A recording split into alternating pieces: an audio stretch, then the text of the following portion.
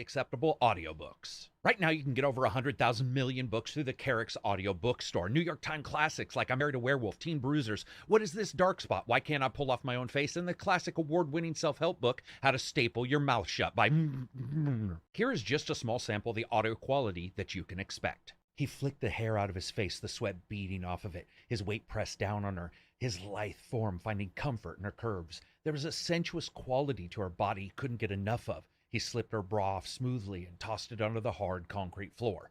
Bill patted the old Corvette with one hand. That's it, baby. Let me know all your secrets.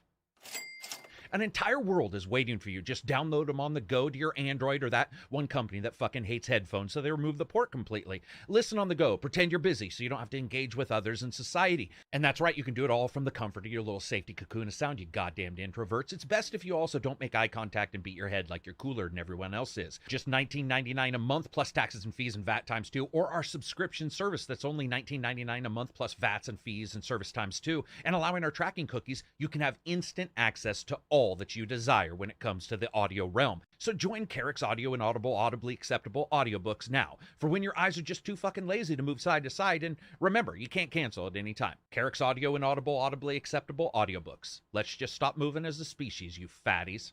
Today's podcast is brought to you by Karak's audio and audibly acceptable audiobooks. Right now, you can get over 100,000 million books through the Karak's audio bookstore. New York Times classics like I Married a Werewolf, Teen Bruisers, What Is This Dark Spot, Why Can't I Pull Off My Own Face, and the classic award-winning self-help book, How to Staple Your Mouth Shut by Here is just a small sample of the audio quality that you can expect. He flicked the hair out of his face, the sweat beading off of it, his weight pressed down on her, his lithe form finding comfort in her curves. There was a sensuous quality to her body he couldn't get enough. By your focus in games being fractured by poor technology and a style that goes back to the 80s even if you were born in the 90s? Then look no further than ACG Slather Junk. That's right, a new line ACG products that are guaranteed to improve your hip thrust, hip fire, and sniper headshotting kills. Where all other imitators just buy something from a company and have a sticker just thrown on it so they can sell you merchandise, which really only results in you walking around with their head near your tits. Not ACG, baby, no way. These are handcrafted by the skilled five-fingered mittens of yours truly, put together with an aim to increase your juice. Look at these headphones, spray painted with ACG right on their side, and you can't tell me that won't raise your game, elevate your heart rate, and make you the best high-test, low-rest motherfucker on the planet. We've got everything: jugs, mugs, skirts, shirts, burkas, guns, cars, headphones, webcams, earbuds, ear cams, face tattoos, and genital piercings. It's all there. Like I said, this isn't just the normal item pulled from the shelves like all other creators out there and then slathered with their name.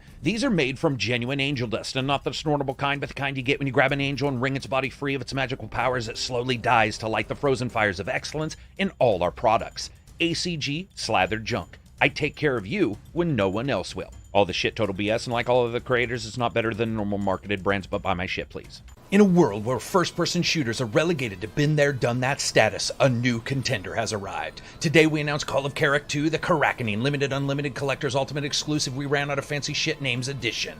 Where other video game editions just give you a couple items, we here at Crack Design Incorporated Productions want to reward you, the gamer. Now we have marketing data that proves that all the other shit you get matters more to you guys than the game. So when you buy for a limited but ultimately unlimited time and purchase the Unlimited Collector's Limited Edition, you get DLC that'll be sold later in a complete package, a gun painted like a giraffe, a gun painted like you would probably paint it, a deck of completely unrelated and all-way playing cards, a specially designed Zika-sized mask guaranteed to fit no one, and lastly, get access to the PC version early so you can beta test that bitch for us. But most importantly, for a completely unlimited time to make you feel like you need to rush out and get it, we have an oversized, completely ridiculous statue lit up with Christmas tree lights that we won't tell you how much it costs us to make, but you can bet some kid in China's pounding these out 20 a day while high-fiving a statue of Xi Jinping on his way out every morning. And to close this off, here's a list of bullet points that we needlessly make look like they're all in the special editions, but are actually just in the game.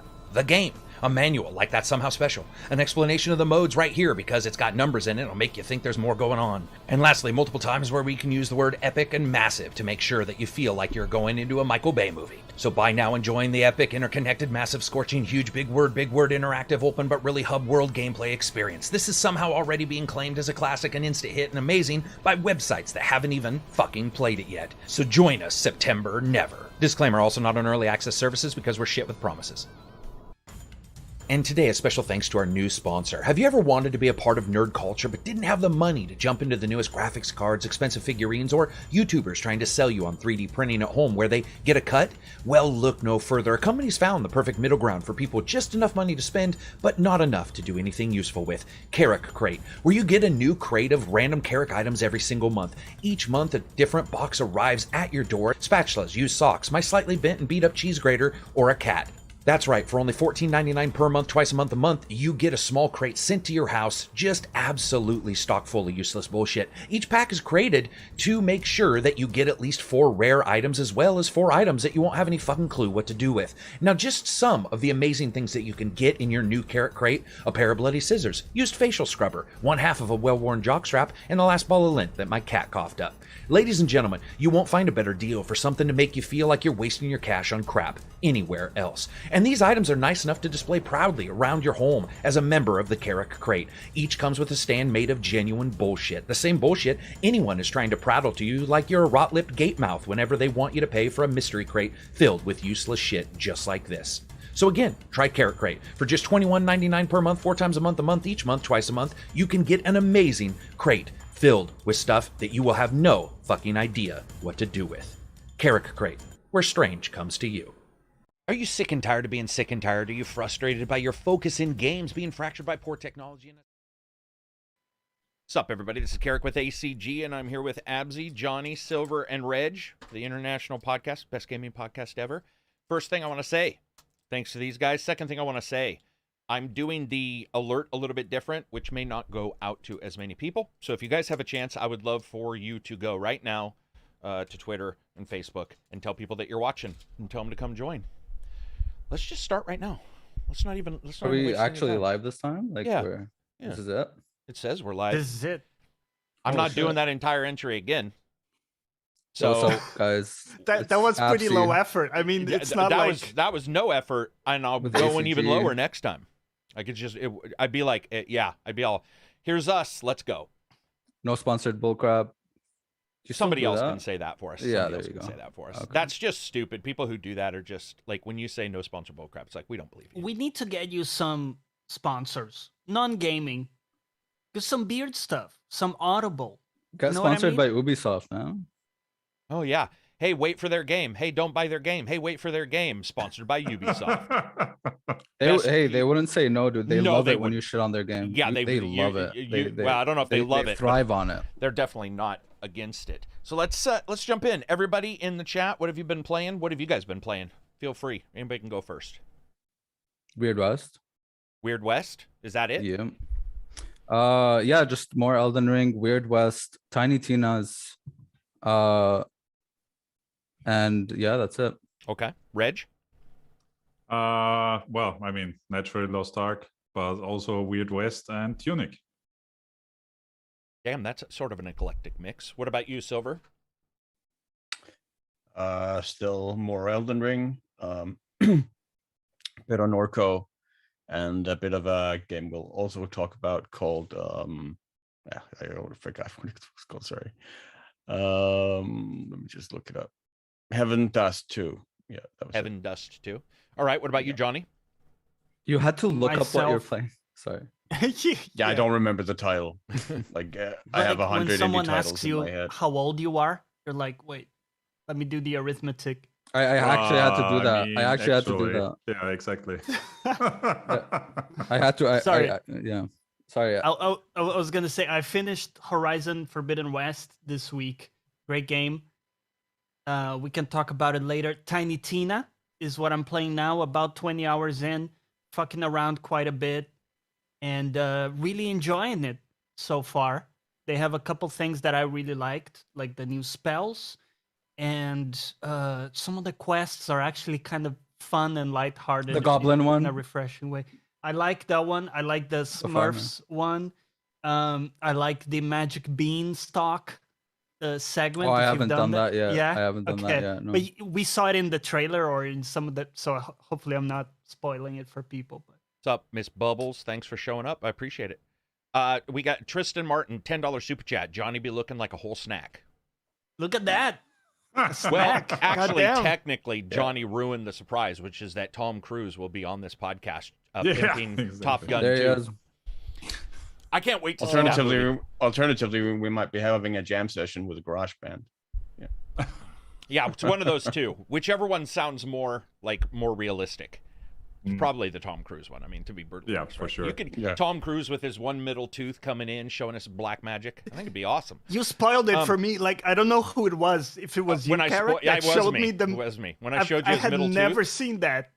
Yeah, dude. Once you see Tom Cruise's middle tooth, it never goes away. Like, that's all you see. I see a tooth now. I don't even see his face. It's just like Tom Cruise. I met him in real life. You met Tom Cruise in real life? Yeah, he's short as fuck. I saw him in Dubai. Oh, of course. Yeah, he's very short. He's really short. Huh. No, but he's pretty strong, right? Like, your entire meeting with Tom Cruise equated to you agreeing with what everybody else I was a kid, knew? dude. I was like, holy shit, you're short. You didn't say anything? You didn't get what a dick. You didn't have him sign your waist as high as he could reach. You didn't have him sign your I just gave him belt? a hug because I was very impressed by how short he was. Because you were 7 and still already taller than him? Something like that. He wears those platform shoes during acting, when he's acting across from leads and stuff like that are really tall. And I'm always like, it doesn't bother me. I mean, I'm not going to meet the dude. He's short. He's also got 10 times more money than me. 10. Well, 10. 10. I said exactly 10. That's just stupid to say. People are also playing, Scientology. Hell yeah. People are playing Tiny Tina. Let's see. People are playing Wild West or Weird West. I'm sorry. Elden Ring, Kirby, Ghostwire. Oh yeah, Ghostwire. I was like, what's that game? Forbidden West, Tiny Tina's I tried that one Wonderlands. too. I tried Ghostwire. Oh, Neo Conquer says replaying the Yakuza series.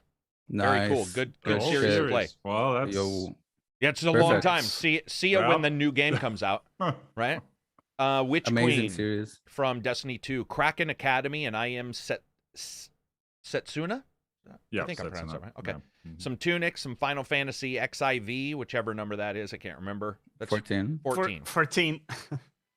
Let's see. Elden Ring, Bloodborne, Sifu. Awesome. Nice. Yeah, that's a game that could easily be lost. Finished Horizon, trying out Weird West, falling back to some city builders to chill. Whoops. It just It's unfortunate, right? If it came out around now, it would have been a great time because stuff is kind of dying off a little bit. Yeah, I want to play Tiny Tina soon. Oh, Miss Bubbles says, so I don't know what she's playing. What are you playing? Tiny Tina makes me want to bang my head on a wall, but at this point, so does Lost Ark. I don't know what that means. Looking forward to Star Wars Lego. Oh, dude, I'm actually excited for that one too. Oh, yeah, absolutely. Yeah. Let's see. Trying out Midnight Ghost Hunt. It's early access, well optimized and fun. I believe that came out of early access last night. I'm pretty sure. It did. Yeah, okay. I'm pretty sure that is finally out after 4 years. It's the one we saw like at E3 like a couple of years ago. We watched that just stream, props? right? It's just like the prop hunt, right? Prop hunt. It's just prop hunt, right? Like people disguised as props, and then people have to go and shoot. Yeah, kinda. Okay, gotcha. Yeah. Mm-hmm. Yep. Vox Mechana. Somebody's doing VR. That is wait a minute. I think that's the VR mech game that he's talking about, which is awesome, by the way. Arkham Asylum for the first time. Kyoto Files. Sorry. Every once in a while, I read that as chat keto, like Kaito. the diet. leaps up. Oh yeah, sorry. I've also been playing a bit of Hunt Showdown with Lemon Streak and another friend. Cool. Oh, Finally good got it. game. Good. game. Deathloop, Lost Judgment, Midnight Ghost Hunt. Oh, somebody's playing AC Odyssey, Ragnarok, Dying Light 2. All right. That's it for those. Oh, wait, just finished Hellblade. What an amazing game. Prey. Oh, nice. All right, let's jump into the first bit of news and get this thing. Actually, let's talk real quick about Tiny Tina. Does anybody have any updates, thoughts on it? I'm just enjoying Yes. it, like just killing shit. Not much to it really. Just enjoying playing it with my girlfriend, just killing stuff and fun quests. Nothing really that like there's some stuff that set it apart from the other Borderlands, Right. but it's essentially the same thing. But I like the overworld thing. Other than that, yeah, there's not much that makes it too D&D. There's not like as we talked about this, like the weapons and stuff like that. Dice rolling. It's still or pretty anything. much more Borderlands, yeah. Except it has a good villain. I like Will Arnett. Yeah, and yep, he's awesome. Yeah. He's really, really good. Yeah. And yeah, I'm just like enjoying my time. Not much else to it really. All right, gotcha. Anybody else? There's a couple things for me. Johnny. Yeah. So it's interesting. They deliberately decided to not go too far from the formula, right? So they could have very easily revamped some things. Like, for example, you have some melee classes in the game, like I wish the hammer guy. But they're still not melee. I know. Right? Yeah. The weapon only comes out when you press. And I it think doesn't you said look this great in your review. when you do Melee. it either. It doesn't look great. No. Right? It doesn't. So when you get a new melee weapon, you can't even tell like if it looks any different. Like exactly. in a scythe and an axe. So I think that was a conscious decision because they're catering this to Borderlands fans, right? And if they had changed it a whole lot, maybe people wouldn't have liked it. So I'm okay with it. I would have liked to see some experimentation there. But on the positive side, I really like the idea. I think it's kind of genius of replacing the grenade slot with the spells, right? Yeah. So all of a sudden, you have all this creativity they have with the guns, but put into the spells. So you have this additional thing. And not only that, but one of the classes allow you to cast two or have two spells equipped, which is the one that I'm doing. Spell Weaver guy? Spell shot, yeah. Spell shot, yeah. And not only that, but then at some point you can combine two classes, right? And then you get like your full tree, which is pretty cool. And you can get some cool synergies. Like you can have a companion build where, you get the two companions from two of the classes, different things like that. That'd be cool, yeah. Pretty cool. Yeah, so I'm digging it quite a bit. The writing feels much more enjoyable than Borderlands 3 in terms of the story. Outside of some few moments like the Penn and Teller boss or some others, really was quite lacking for me. And so pretty good. Mindless fun. Miss Bubbles says that she had heard the humor was poor or not incredibly great, and if that's true, and I would certainly say there were parts where I did laugh. Will Arnett is pretty cool, but he doesn't get to do his full thing. Like he doesn't it's like they're on chains a little bit. Yeah, so it's a bit hit or miss. But there are parts that were funny. And it's just I don't even agree on the stick because it's Borderlands. We have to stick to guns. I think the melee could have just been where if you swing the weapon, that's what's out. If that's your class, that's what sits out, and you can still switch to the guns as normal. If you fire the trigger, that would have been cool. Like imagine like a Vermintide thing, right? Exactly. Where it's like just a melee class. I would have wanted that for sure. Because that small change would have at least allowed us to say, oh, it is D&D. And instead, it's just a bunch of sniper rifles until somebody swings a close weapon because guys get too close to them. Which is because even the spells are almost all ballistics. So it's like, I mean, even like Borderlands 2 had, you could basically go melee with some classes. Like you could kind of do it with Zero. You could also do it with Krieg, like the super psycho class. You could also go melee with him. So yeah. Dad Beats, $10 super chat. As usual, nice to see everybody. Thank you for the objectivity. And good to see Iceman, a.k.a. Johnny. It's true. That is who he looks like. Iceman, Cheers. Val Kilmer. Cheers. That was a good, interpretation. I like that. Dude, it's one of my favorite movies. Borderlands is a nice break from other style games, but it's not for everybody. The rogue class has so much potential, but the lack of real up-close mechanics, plus being more limited on guns, makes me sad. Yeah. I had a lot of apology posts on that review. Where people were like, once I started, I see what you're talking about now. Same thing happened with Weird West. Weird West is the most positive YouTube thread I've ever seen for me, personally. Wow. It is crazy. There were people returning going like, holy shit. This all last night in the Discord, all last night in YouTube and on Twitter. People are just like, this game is a That game is outsold all games but Elden Ring. It's number 2 on Steam. It's crazy. That's the thing about it is I think somehow you can not play it the wrong way, but make it less fun for yourself. Easy. If you mean? put that game on easy, it's not going to require you to use half the stuff. It's not going to require you to care about spells. If you put it on the higher difficulties, it requires all of that. Like all of that. And we can slide into that actually because Tiny Tina's pretty much done. So it came out, it's about in the 80s, 70s to 80s when you gather everything up, which I think is pretty stupid. But regardless, I don't mean the score's stupid. I mean, I don't care too much about Metacritic. But yesterday I did my review, loved it. There were some things wrong. Absies played it. Sounds like Reg has played it a little bit. Johnny, did you say you had also played it or not? Nope, not yet. Okay. Nope. So what are you thinking overall, Reg, even though it's a small amount of time? Then we'll jump to Abzi because he's played the most. So, yeah, I like it so far. I did actually, despite knowing that it is on Game Pass, buy it on Steam because I also wanted to play it on the Steam Deck, where it works okay. Not amazing, but it works okay. So I've been switching back and forth between desktop and the Steam Deck of playing that. Okay. Yeah, I like just riding around the area, just taking out the little hits I take from the board, getting my bounties. Getting my bounties, just rushing in, pretty much hiding out in a bush, killing the target, and then taking the next horse and just zooming off again. Yeah, it's awesome. Which is what I usually go for. And so far, that's been working pretty well. All right. What about you? Lost some companions already as well, though. Yeah.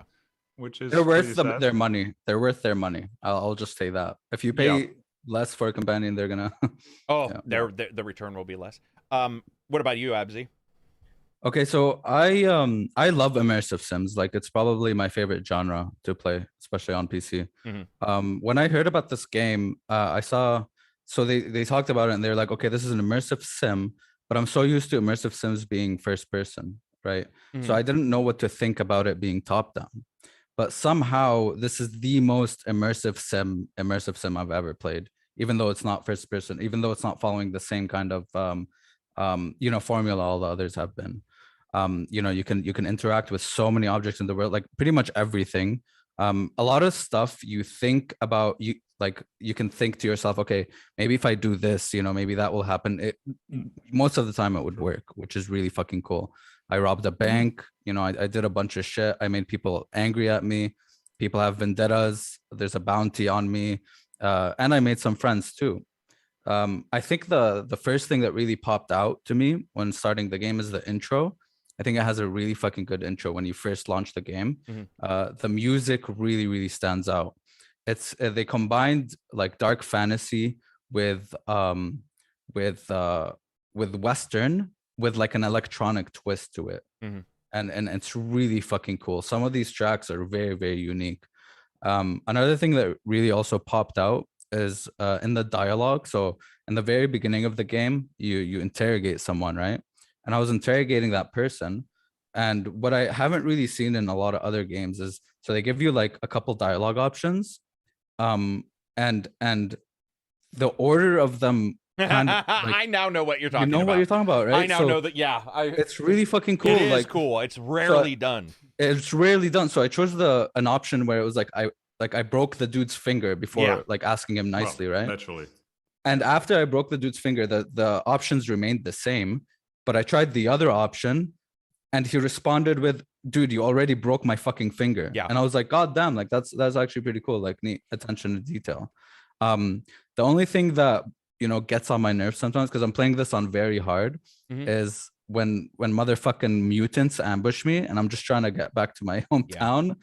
That got annoying because they're really tough. And all it made me do is just reload my save over and over. But thankfully, it's different each time you reload your save. Even enemies. So I'm doing a lot of stealth in this game. And stealth in this game is very different than a lot of other games that you're used to. You can't really just like sit in one place and study enemy patrols. Yeah. And even if you die and reload that save, it's not going to be the same patrol.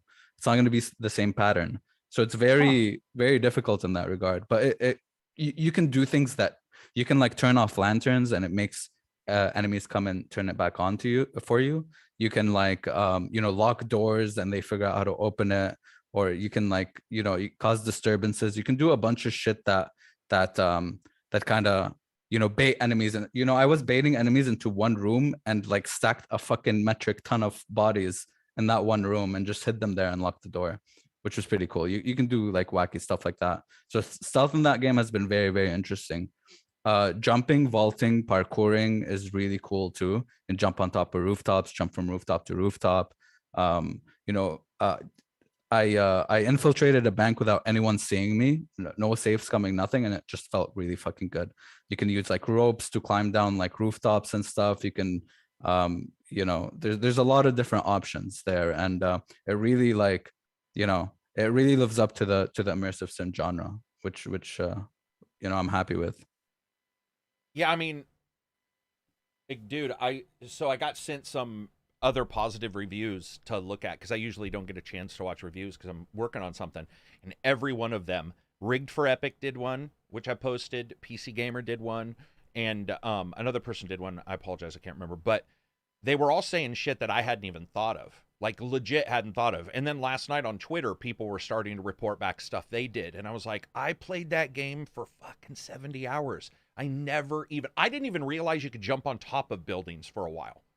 Like, because it just lets you if you have, and then, but you know how I figured it out? Because one of the perks allows you to jump higher. And I was like, less fall damage. Yeah. Why would that matter that I could jump higher? And then I walked over to something, jumped up, got on, and was like, oh my God, this changes everything. I didn't rob the bank. You and a bunch of other people have already described 4 or 5 weird ways to rob the bank. Plus, timing it is different. They timed it where the bad guys were in the bank, or not bad guys, the cops were in the bank. So he had to figure out a way out. Somebody else did it at night where there was nobody in there, and then you have to figure a way out. It's just all this weird stuff. There is that game is one of the most deep and like complex immersive sims I think I've played. I saw people kicking like fucking lanterns into people's heads. Stuff I just dude, like even... Yeah, dude, like I infiltrated the bank at night. There's like a bodyguard outside, and the door was locked, and there's just like a couple people inside. And I actually baited the bodyguard to go somewhere else because I caused a disturbance, but they never found out it was me. So I caused them to leave. I found the key, and then I infiltrated the bank that way. And yeah, I just want to correct somebody in the chat. Very cool. It can be top down, people, but it's not top down. You can actually zoom in. You can zoom in a lot. And you can go almost horizontal in your view. Just so people know, it's 3D in that way. It's 2D is just sort of how a lot of us play because you want to zoom out a little bit because you want to see everything. But like this, I mean, the mini map tells you where people's eyes cones are, you know. So it's like most of the time you don't even have to do that. One other thing, sorry. I also really like the UX, man. I really like the UX. Like the sound effects when you're clicking on things and like looting stuff feels fucking good. When you get a special ace, you'll hear that bling. The composer did something weird, so like you know you grabbed something special instead of just... and it just looting feels so good, and there's a lot of looting in that game. Zooming in definitely helps, like seeing stuff around you to loot, and you breaking can loot down like guns barrels in and everything. Their inventory. Absolutely. Yes, that's one thing I found out last night. Yeah, and I was like, this is incredible because I was, so you can break down guns in your inventory for ammo and sometimes parts to upgrade guns. And when you're looting someone, you can just hold G and just break it down in their inventory before you even loot it, so you don't have to go again in your inventory. Yeah, you can right click out of menus. I didn't know that got patched in, so that's good. Yes, I also you can right click. I always picked it up and then you have to press escape. It's I love that you can right click out of stuff. Yeah, that's just awesome. The UX UX is like making the game really good for me. So also the idea that they split abilities and perks is mind blowing. I had never thought of that. Most games will separate it. Even Octopath Traveler has your stories, but they don't meet. This game isn't about that. So it's like your abilities are yours. The pig can squirt out perks gas. Stay the same? But yeah, the perks stay for each character. So thank God. So oh my God. Whatever perks you buy, when you jump into the new guy, he's got those perks. And it's awesome. So there's no returning back to playing it complete. I don't jump less. I jump just what I was doing. I don't do this less. I can do just what I was doing. And then you can mix and match your abilities. But the best part, and I said this in the review, people, this magic system with the amulets is it is amazing. And I don't think Absy's even got an amulet yet. I got one where it was like it increased my attack when I'm low health or something. So I think those are pretty normal, right? If you get hurt, you do a little bit more damage. But the ones that I got were like at night, wet, being electrified, on fire. And so I was throwing electric grenades at my feet to trigger the perk.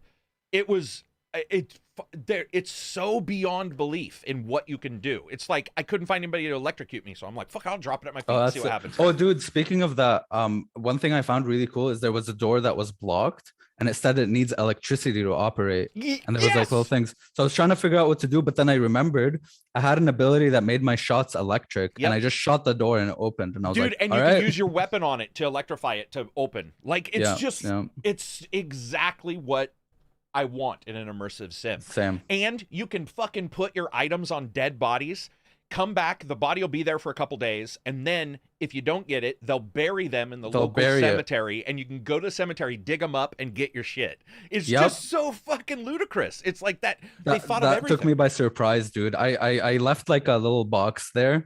I infiltrated a place and killed everyone there, and I left a box there because it needed like 3 lockpicks. So on my travels, I was like, okay, maybe I go back there and open that box. I found more people there, and I was like, oh shit, did they respawn? Nope, they didn't respawn. These are other people that also buried their friends that I've killed before. So there's a little graveyard now. Yeah, there's a little graveyard now, and all the loot I didn't pick up from those enemies are in those graves. So you have to figure out if you want to, how do you get them away? And Sean H, $5 super chat. Johnny, you can be my wingman anytime. That's from Doom Spiral, actually. Dude, so it's nuts. It is so immersive, and there's so many different things you can do. And the idea that like just reading Twitter and just reading and going into a review Discord, there's about 9 to 15 reviewers in there at any one time, and small reviewers, book reviewers, as well as video games. And they just started talking about what they did. Nothing was the same thing I did. And like you said, it is random. So if you die and restart, then there might not be an item in this. There might not even be a town there. But another thing, kill everybody in the town, it becomes abandoned. Bandits can move in. And so now go, and by the way, from what I can tell, if a bandit camp is there, there's a higher chance of getting bandits if you ride around it, like being interrupted. But also, not only can bandits show up, if it's near another town, there's a chance townfolk will move in and come back. It's just like there's so many little things going on in that game. And so much duality in what you can do. And there's a lot you can do. Like sometimes quests don't tell you exactly what to do. Like collecting a debt from someone. It's like figure out how to collect it. You do your thing. You want to kill her. You want to like bribe. You do your, you have a bunch of options there, which I really appreciate. I also like the fact that you can lock doors if you have the key for that door, because that changed how I played. I played one place I was really getting smoked or always being seen. And then I went a totally different route, found the key for a door, and then I could get into there, lock the door, and now my new sort of base of checking out how I was going to do things was there. Hey man, you can also block the door. I tried it. You can put a barrel on there or something. I put like a poison barrel right in front of a door so they couldn't open the door. What? Yeah, I didn't know that either. I didn't. Yeah. Man. Yeah, dude, it's insane. Also, the reading, I love that it'll give you little hints about upcoming stuff. It'll give you hints about enemies. And then they start telling stories about you. Like, you'll start to read the newspapers, and it'll be like, update, and it'll be like, so-and-so was let go. And you're like, oh, shit, that was me. Like, and then it's like, now they're raping, pillaging, and you're like, oh, dude, I probably should have killed that guy. So then you go to the bounty board, you grab it. Your actions have real consequences. And they have them through each level, too. I don't want to spoil it, but every character you are in that game, you not only can meet the character from the prior journeys, but you can work with it. Yeah. That's really cool. I also, because in Prey, my favorite thing was reading people's emails and learning more about the world. Yeah, right. There's a lot of mystery there, and there's a lot of cool stuff, a lot of cool lore that they made, and it's pretty fucking weird. Let's see. Got some people talking about how long was Weird West in development? 4 years from what I heard this morning, because the composer I was talking to had stated he had been working on it for 4 years. So I'll just say that. Let's see. First time live. I truly enjoy your podcast weekly. Thank you very much, Big Bear. You're welcome. Thank you. I just bought Weird West on Steam, Necro says. Well, remember, it is on Game Pass, so really it's not even a, not even. The writing is really good. The writing is really good. Yeah. Yes. Yeah, the breaking fingers thing, I love. It's not even just that they know, it's what they say. Like when you say, I'll trust, or I'll help you. He goes, well, my 3 broken fingers don't say that. And I'm just like, what the fuck? Dude, that is that's amazing. That's the thing I've been complaining about a lot in games with dialogue options. It's usually just exhaust every dialogue. Yeah, like Mass option. Effect, where you just beat somebody and you're like, so tell me about the history of the world. They're like, no problem. And he's all bloody from you kicking his ass. And you're like, the guy wouldn't want to talk. With this one, maybe because there's no voice acting, maybe it made it easier, but everything feels natural. Like the progression of dialogue feels very, very natural. And dude, when you go into a place, you make a mistake and you start seeing vendetta created. That's why don't save scum. Listen, a lot of cool shit can happen. Yeah. Don't save scum. Yeah, that's half of the reason. Don't play it on easy because it's not going to require you to even engage with the game very much. And just play it on normal. But also, and watch out for friendly fire. I killed horses, people. Like, when I first jumped into that game, I was like, let's do boom, boom, boom. And people were just dying around me. And I was like, that looks like that's a good guy. And then I looked down and my posse was all dead. I was like, oh, shit. And you really do have to watch and leap up onto rocks to get like aim and like all that kind of stuff. It's just so good. Let's see. What else?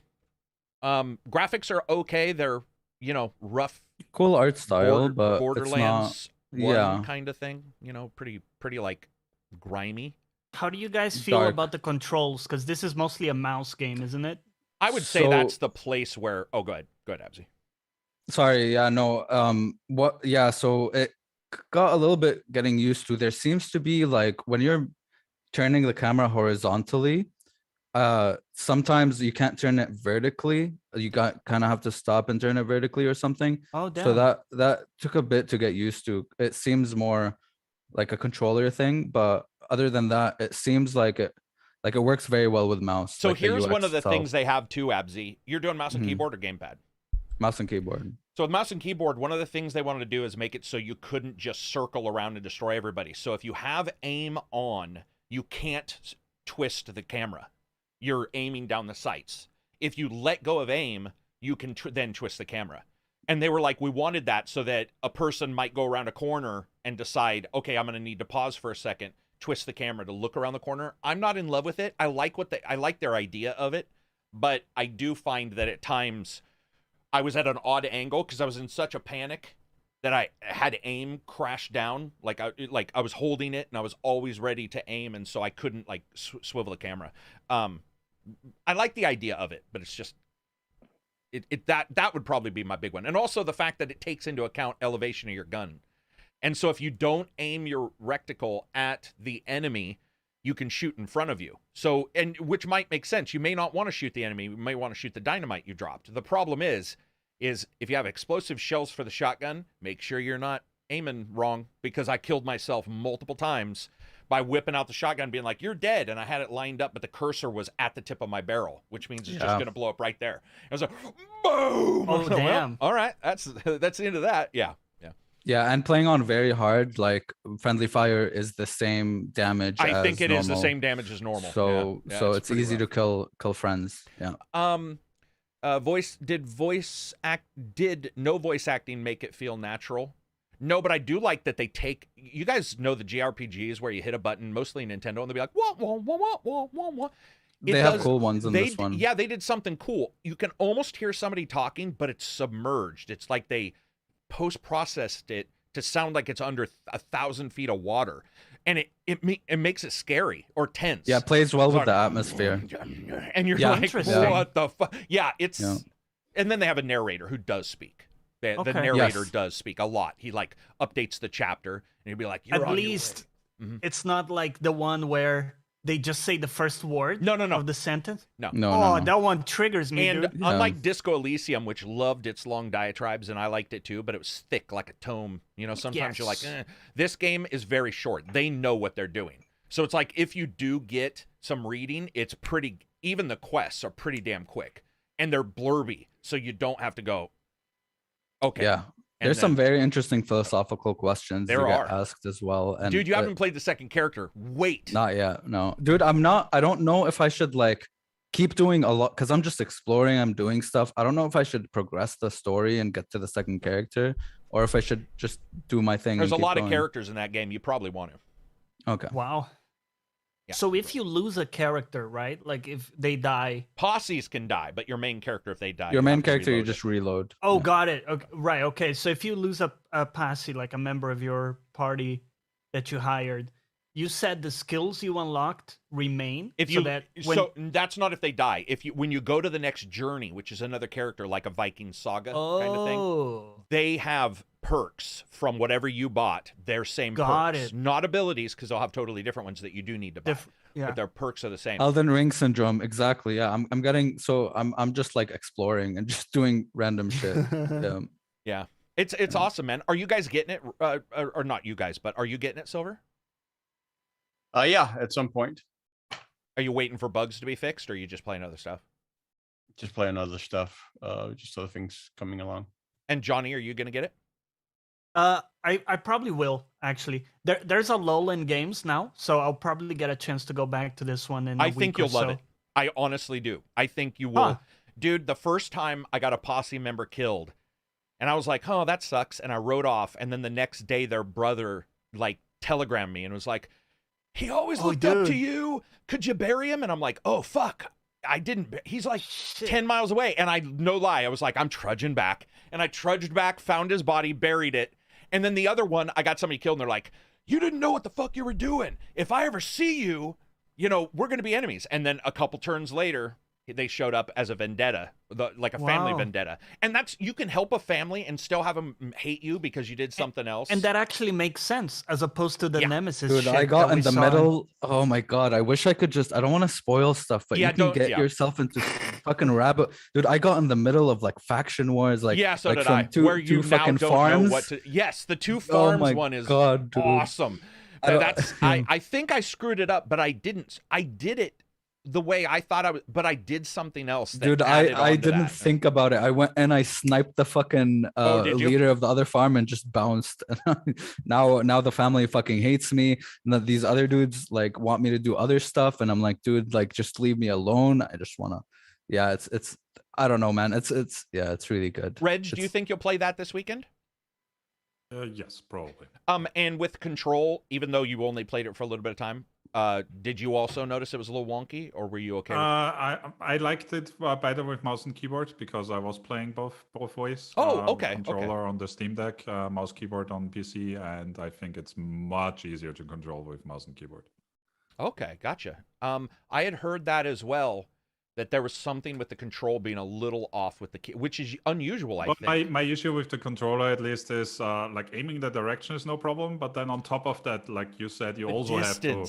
The distance. That one actually didn't really, like, I just aimed my crosshair at what I wanted to fire and it worked well. Sometimes with shit the can mouse, get in of the course, way. but I was with the mouse. Yeah, with the control, yeah. Yeah, it because didn't it's got actually a bother certain me. speed, right? So, like, even if you're already clicked, you have to wait for the cursor to go, which the guys are moving. Nobody sits still. Dude, That's people another flank thing. you. Dude, People they're flank and you. they're leaping over boulders, and you're like, Jesus Christ, man, leave me alone. Yeah. However, I will mention there are some issues with the AI sometimes. Yeah. Like your posse members would sometimes not follow you. They'd stand in weird places. The good thing, though, the best thing they ever did is that when enemies see your posse members, they don't trigger. They don't. It's like they're not there when you're stealth. They wouldn't get alerted. So you don't have to worry about, you know, if you're doing stealth, whether your posse members will ruin that for you or not. So so I think we've talked that enough. We'll talk about review divergence in a bit, but I do want to hit up Johnny because he had beat Horizon Zero Dawn. Sorry, Forbidden West. And so no spoiler, obviously, but what are your thoughts now that you're done with it? Positive, negatives? Right. So it obviously builds on the prior, right? So let's say that it's not a different game fundamentally than the prior. However, I like the additions. Bigger perk trees, right? You can spec into more stuff. The first one, it felt like you were done with the specking of stuff very early on, and like there was nothing else to do with your levels.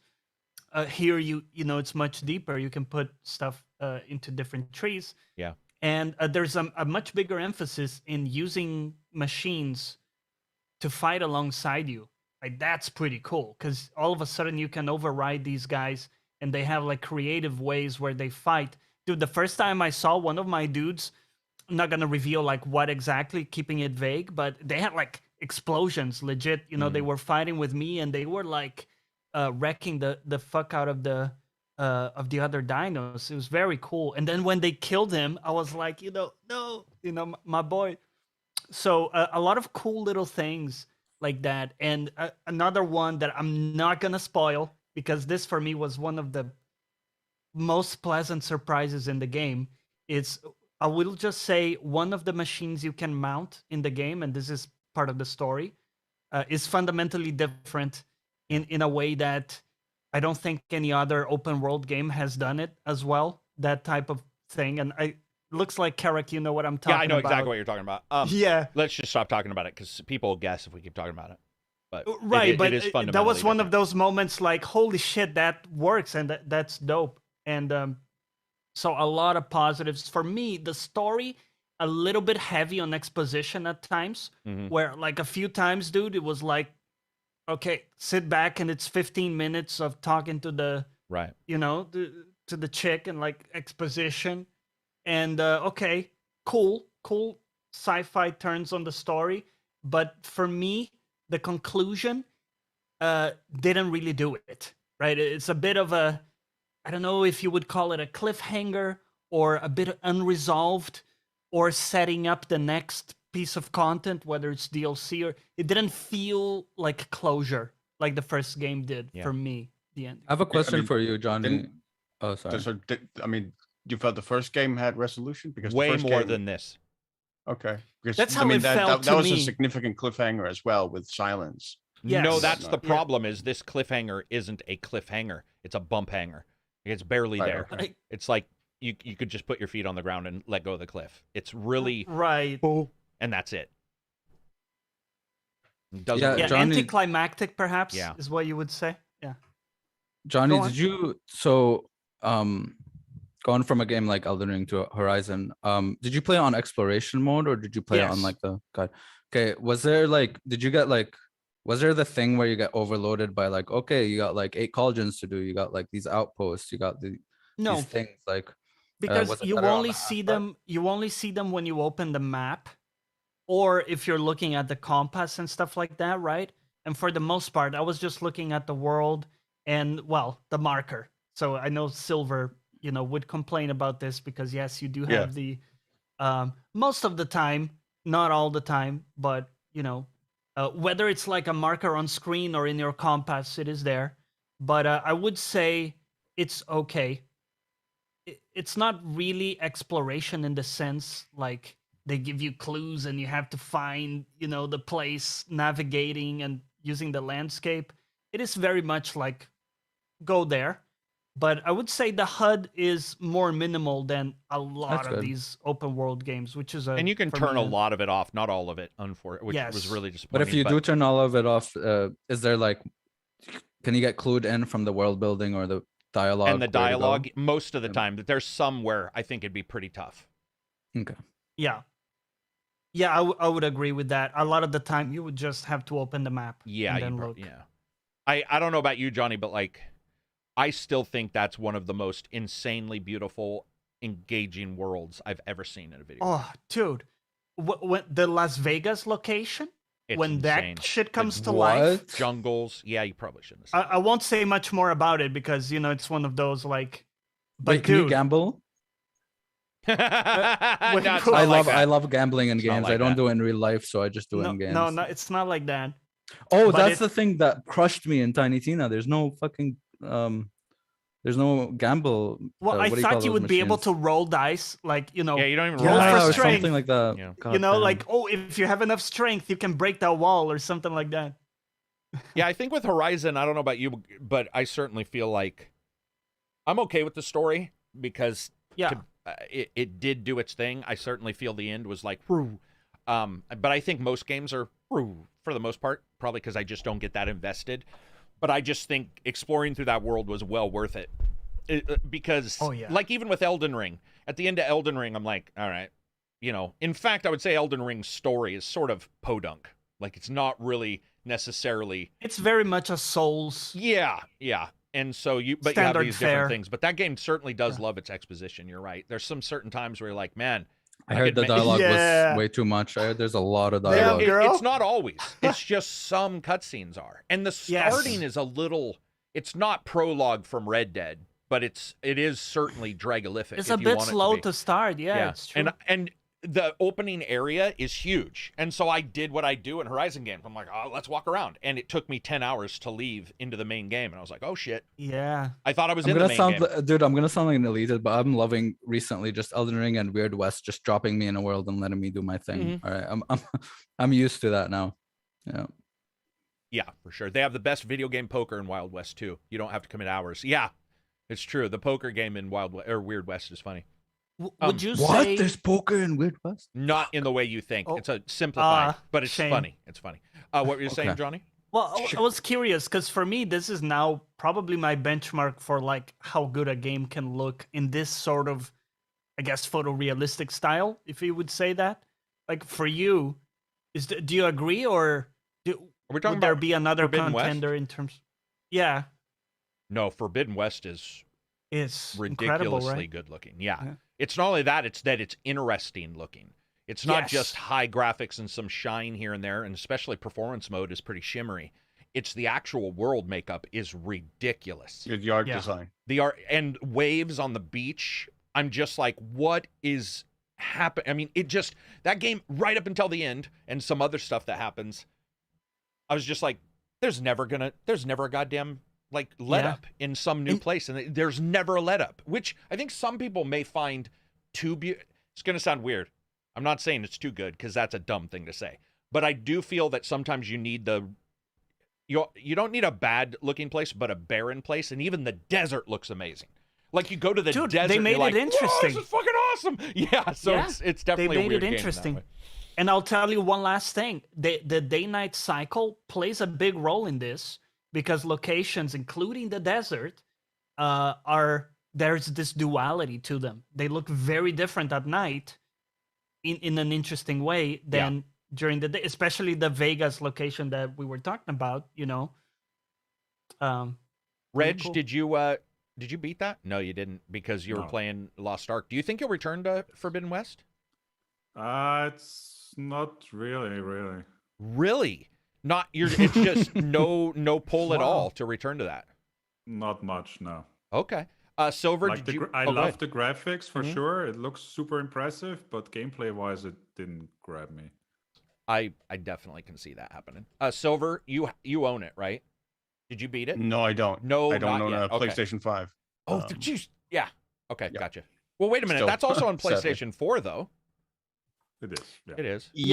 Yeah, but I'm gonna hold off until want I to see it at its best. Okay, I gotcha. That makes total sense. Moving on from there, let's hit Reg. Let's talk about the Steam Deck, because you and I talked about this prior to the podcast. You had some interesting things. So he's got Steam Deck, guys. He's had it for a while. He's done one impressions, but we're going to talk about some other stuff plus lengthy impressions. So go ahead, Reg. Right. So today I tried to experiment putting Windows onto it, just because I wanted to know. And all the guides say that you can't really dual boot currently.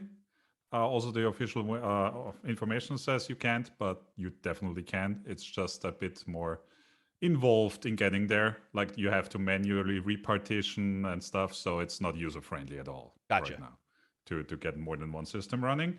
So I partitioned that. I put Windows 11 onto it first, which booted, which the guide also said it wouldn't, but it does boot.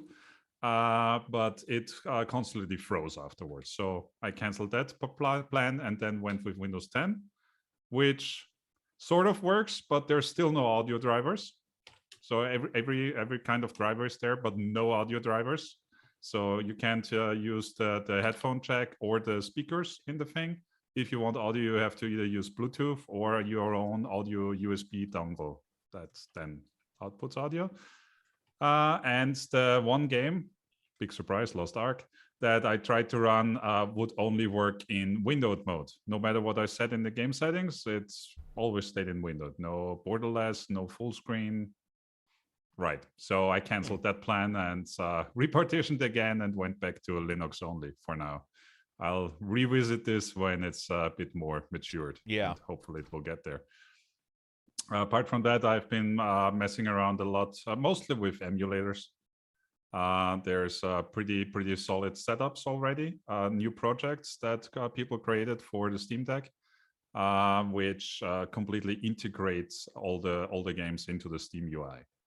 So you just point it at the emulators, at your files, and you say go, and it puts it all into your Steam UI, and you can boot it directly from the regular desktop, and it's pre-configured to have all the same shortcuts to start the games, to end the games, whatever. It's all pre-configured to be full screen for all the emulators, so it's pretty much perfect. With the only thing that's not working right now, I don't know who can fix that, is standby. So if you're in one of those games and go to standby and then continue the game, the controls don't work and you have no audio. So the game is still running, but you can't interact with it, you can't hear it, it's just detached. Yeah, but apart from that, everything up to, what did I try? Yeah, well, Switch is the highest I think I really tried. PS3 game, I supposedly work, some of them, but I haven't gotten one to run yet. And we talked about build-wise, you're pretty happy with it? Yeah. The only thing that I don't like, and well, I already said, and it's still the same, is the fan whine that I have, which apparently is a build variation because Toast from the Discord channel, he got his in the first week, like he was in the super first batch, and he says he doesn't have that issue. So I think there's some variation. So he has loud fans, but you have a whine. Yes. On top of the fan. I would be okay with the fan noise itself, like if it was the regular, like rushing sound of air. But on top of that, there's really unpleasant Can noise. you RMA it or? Well, I might, but I'm not want to. Send it away for welcome to last ever place in line, Reg. Yeah, exactly. Oh man. Well, I mean, it sounds like most people are liking them. I've only played mine a tiny bit, and I really have not engaged. I need to. I've been playing games. I mean, I keep being positively surprised by how many games run. I mean, I've been using Linux for work for years, but my impression still was that on the game side, it's still kind of right. But most games work. Also, the games that Steam just has not verified at all usually work. Just the ones that explicitly say they won't work really won't work. Okay, gotcha. The others pretty well, and most of them you can get to run with at least 30, sometimes 60 FPS, but don't expect 60 to be the norm. What are you thinking of the screen itself? Bright enough? Big enough? For me, sure, because I like my screen stark anyway. Oh, true. Right. True. So I have zero issues with that. Screen looks good, and I think it's playing, for example, Switch games on it. Overall, via the emulator, the games look better than on the Switch itself. Gotcha. Yeah, I mean, as well as that does, we'll have to see if like this causes Nintendo to come out of their 5-year plan, right? Because didn't they say? Didn't they say they were halfway through? Yeah, half cycle. Right. Hey, go ahead. What did you guys think about the comfort in terms of buttons? Like that's a bit more mixed. Weight? Yeah, that's more mixed for me too. That depends on which buttons you're trying to reach. For example, the back buttons back here, I have no use for them at all because they're positioned in a way where I really can't press them. Right. Do they still have the Steam controller weird touchpad / cursor thing in that one, or on top of that? Yeah. So do you have to use that touchpad? Oh, okay. So is it just for like using a mouse? Okay, gotcha. Yeah, exactly. Okay. Is it touchscreen? Yes, it is all touchscreen. Okay. Which is probably the better. I don't think it's multi-touch. It's like only single touch. So you can't like zoom in and stuff. Yeah, exactly. Okay. And yours was the middle or the high level? No, the highest. I got the 512 version and the 1 terabyte micro SD in it. Yeah, and put that in there. Gotcha. Yeah, so those are the updated thoughts on that. Be interesting to see when more people get it if the fan whine thing is more prevalent than it is less. I see. I mean, obviously the fans are loud. They are loud. Like, they're loud. Well, one of the more wine recent is way firmware worse. updates at least improved it insofar as if you're in desktop mode and not really doing anything, then it switches off the fan completely.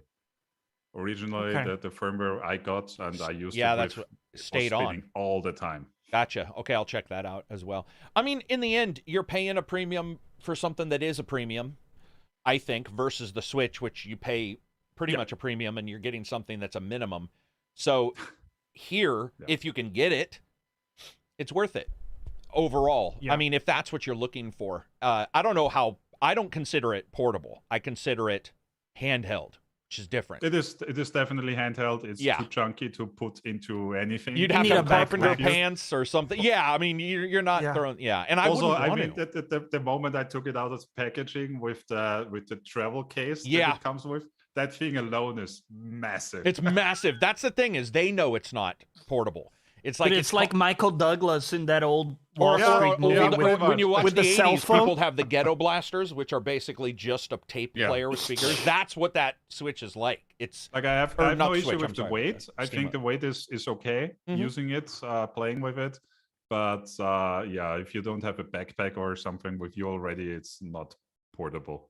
Pipe off anybody in chat. If you have the Steam Deck and you have a Switch, what do you think? And if you don't have a Switch but have a Steam Deck, what do you think? And which version do you have, if you do have it? I don't think we're going to get a lot of answers because it seems they still have a bit to go on the software side of things. Sorry, continue. I was just gonna ask if it's like readily available, or if there's a shortage. Not even remotely. It's not even a shortage. It's not. Why it's not did even I a shortage, Absy. It's a not. It's a not. It's not pretty. I don't know. It's null. I mean, I'm sure somebody on eBay is scalping one for an incredible. The people that have pre-ordered last year, which I think June or something is when the registration had opened. They got pushed back again. And last images I saw was from people I think that ordered 3 hours after it had opened, and the current the window is like September, October. Wow, I ordered it pre-registered like 1 month after you, so I'm fucked, right. Yeah. I'm not getting that. There's a chance the international podcast won't have as many members because we'll die of old age. It'll be like I miss Absy and Johnny. And we'll I miss the times where you could just buy stuff. Yeah, right. Dude, they don't want it. I mean, this is truly contained by chips, stuff we know about. But you know, once they figured out they could get that FOMO, nothing is purchasable day one. It's just they're always just dripping it out, man. Just dripping it out. I think it creates higher demand for sure. Like all the shortage creates much higher demand. Of course it does. Yeah. Go ahead, Red. I tried to connect it to the TV as well, which is another thing that will still need some software updates because it works, sure, but it automatically just sets to 4K output from the Steam Deck, and you can't change the resolution for the UI. Yeah. So it's 4K, and that's it. And that means really low FPS on anything you're playing. Yes. If you do want to try playing on that. Oh yeah. Let's discuss a little bit about indie games. Silver's got one, and then I want to talk about last week's indie game because it's won a bunch of not awards, but it's got super high ratings and stuff like that. And I want to see if you continue to play it. So, what's your indie game this week, Silver? It's a little guilty pleasure called Heaven Dust. It's sort of an isometric homage to Resident Evil survival horror games. Nice. Only it's done in sort of a cutesy, almost chibi style for character designs. It's a lot of fun just to play, frankly. Thankfully they haven't done the tank controls, so you move around a lot more freely than you did in the old Resident Evil games.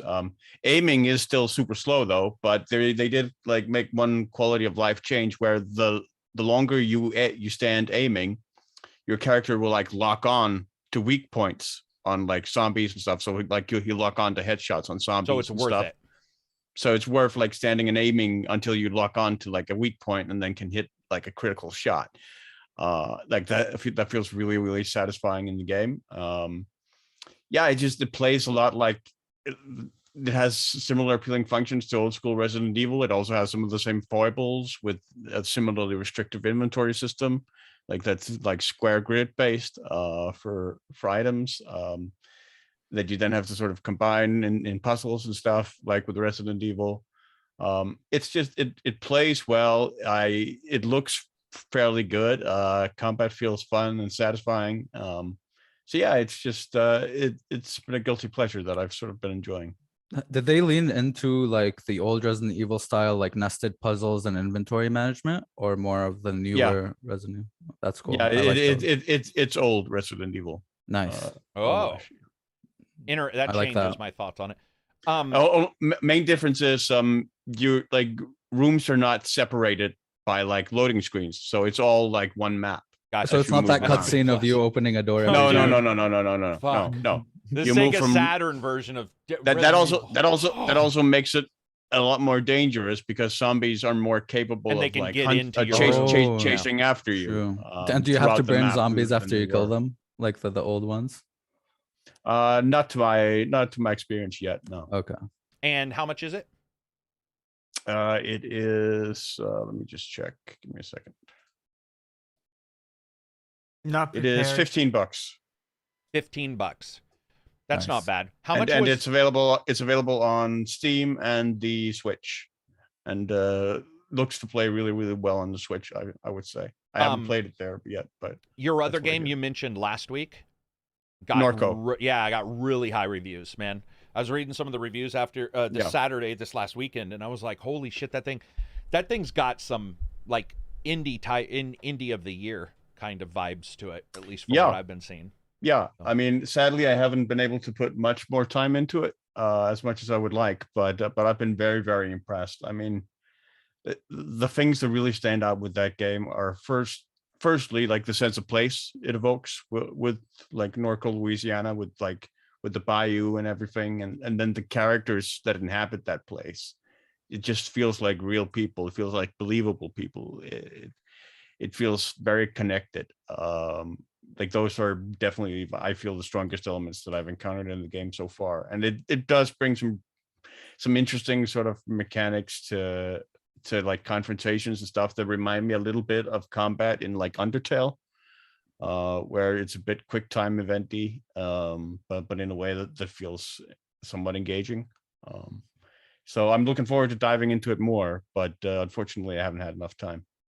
The indie game for this week, what's the name again? We're being asked in chat. Heaven Dust 2. Heaven Dust 2, everybody. And that's on Steam. Steam, right? Steam. Yeah, Steam and the Switch. And the Switch, yeah. And he said it seems to have played well on a Switch as well, which is always good. I mean, I've played it on Steam, but I think it feels like a game to me that will play really, really well and pick up and play on the Switch. Yeah. Yeah, dude, there's some sweet-ass indie games. I don't know if you guys... I think Reg was teasing about it, too. Maybe even Abzy, but did you guys see me post that one about the dinosaurs, the theme park? Very colorful... Parkosaurus? Jurassic Park? No. Oh. So it's called Parkosaurus, and it's also an indie one, but it's all cartoony, almost voxel kind of shading. Like, it's a different...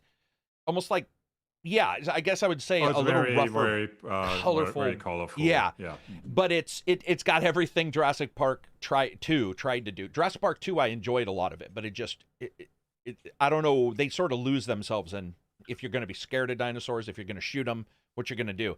This game is far more on the cutesy side, but it's got a ton of content, and that game caught me by surprise. There's a bunch of indie games that I've really been looking at that are, and I call them indie. I should actually completely change that and say not the big AAAs that have released.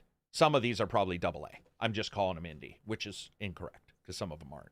But yeah, well, you're seeing a lot of like AAA or AA companies making indie games, like indie style games. That too. Yeah, because it's been phenomenal to see some of the titles come out. It's like we are talking about the big ones a lot, but there's, when it comes to indie titles or those smaller ones. So many. Yeah, there's a lot of games, man. It's a good year. Very good year. Speaking of a good year, I do want to talk about hardware. Somebody remind me. So you guys saw the Intel. Now that first chip of theirs, I believe, is in laptops. From what I understand, I saw some news about that yesterday. Did any of you guys see the performance? What's the performance on that thing?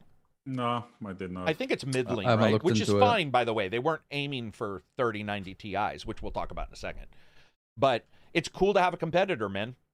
Intel obviously is feeling the crunch because they're not only going to fix their CPUs, they're back in the GPU, or not back in the GPU market. They're in the GPU market, which is going to be very cool to see if that competition helps, because even AMD and NVIDIA don't really always compete in the same places. Like super high performance, you want an NVIDIA. You know, that's another thing, guys. Did you guys see, like, the 3090 Ti looks to take a ton of watts? That's going to make, what's the 4090 going to be? Like, what's that going to require? Well, its own power supply. That's what I read, right? We're back in the 3DFX times. You remember the one with the I external do. power connector? External power connector, yeah.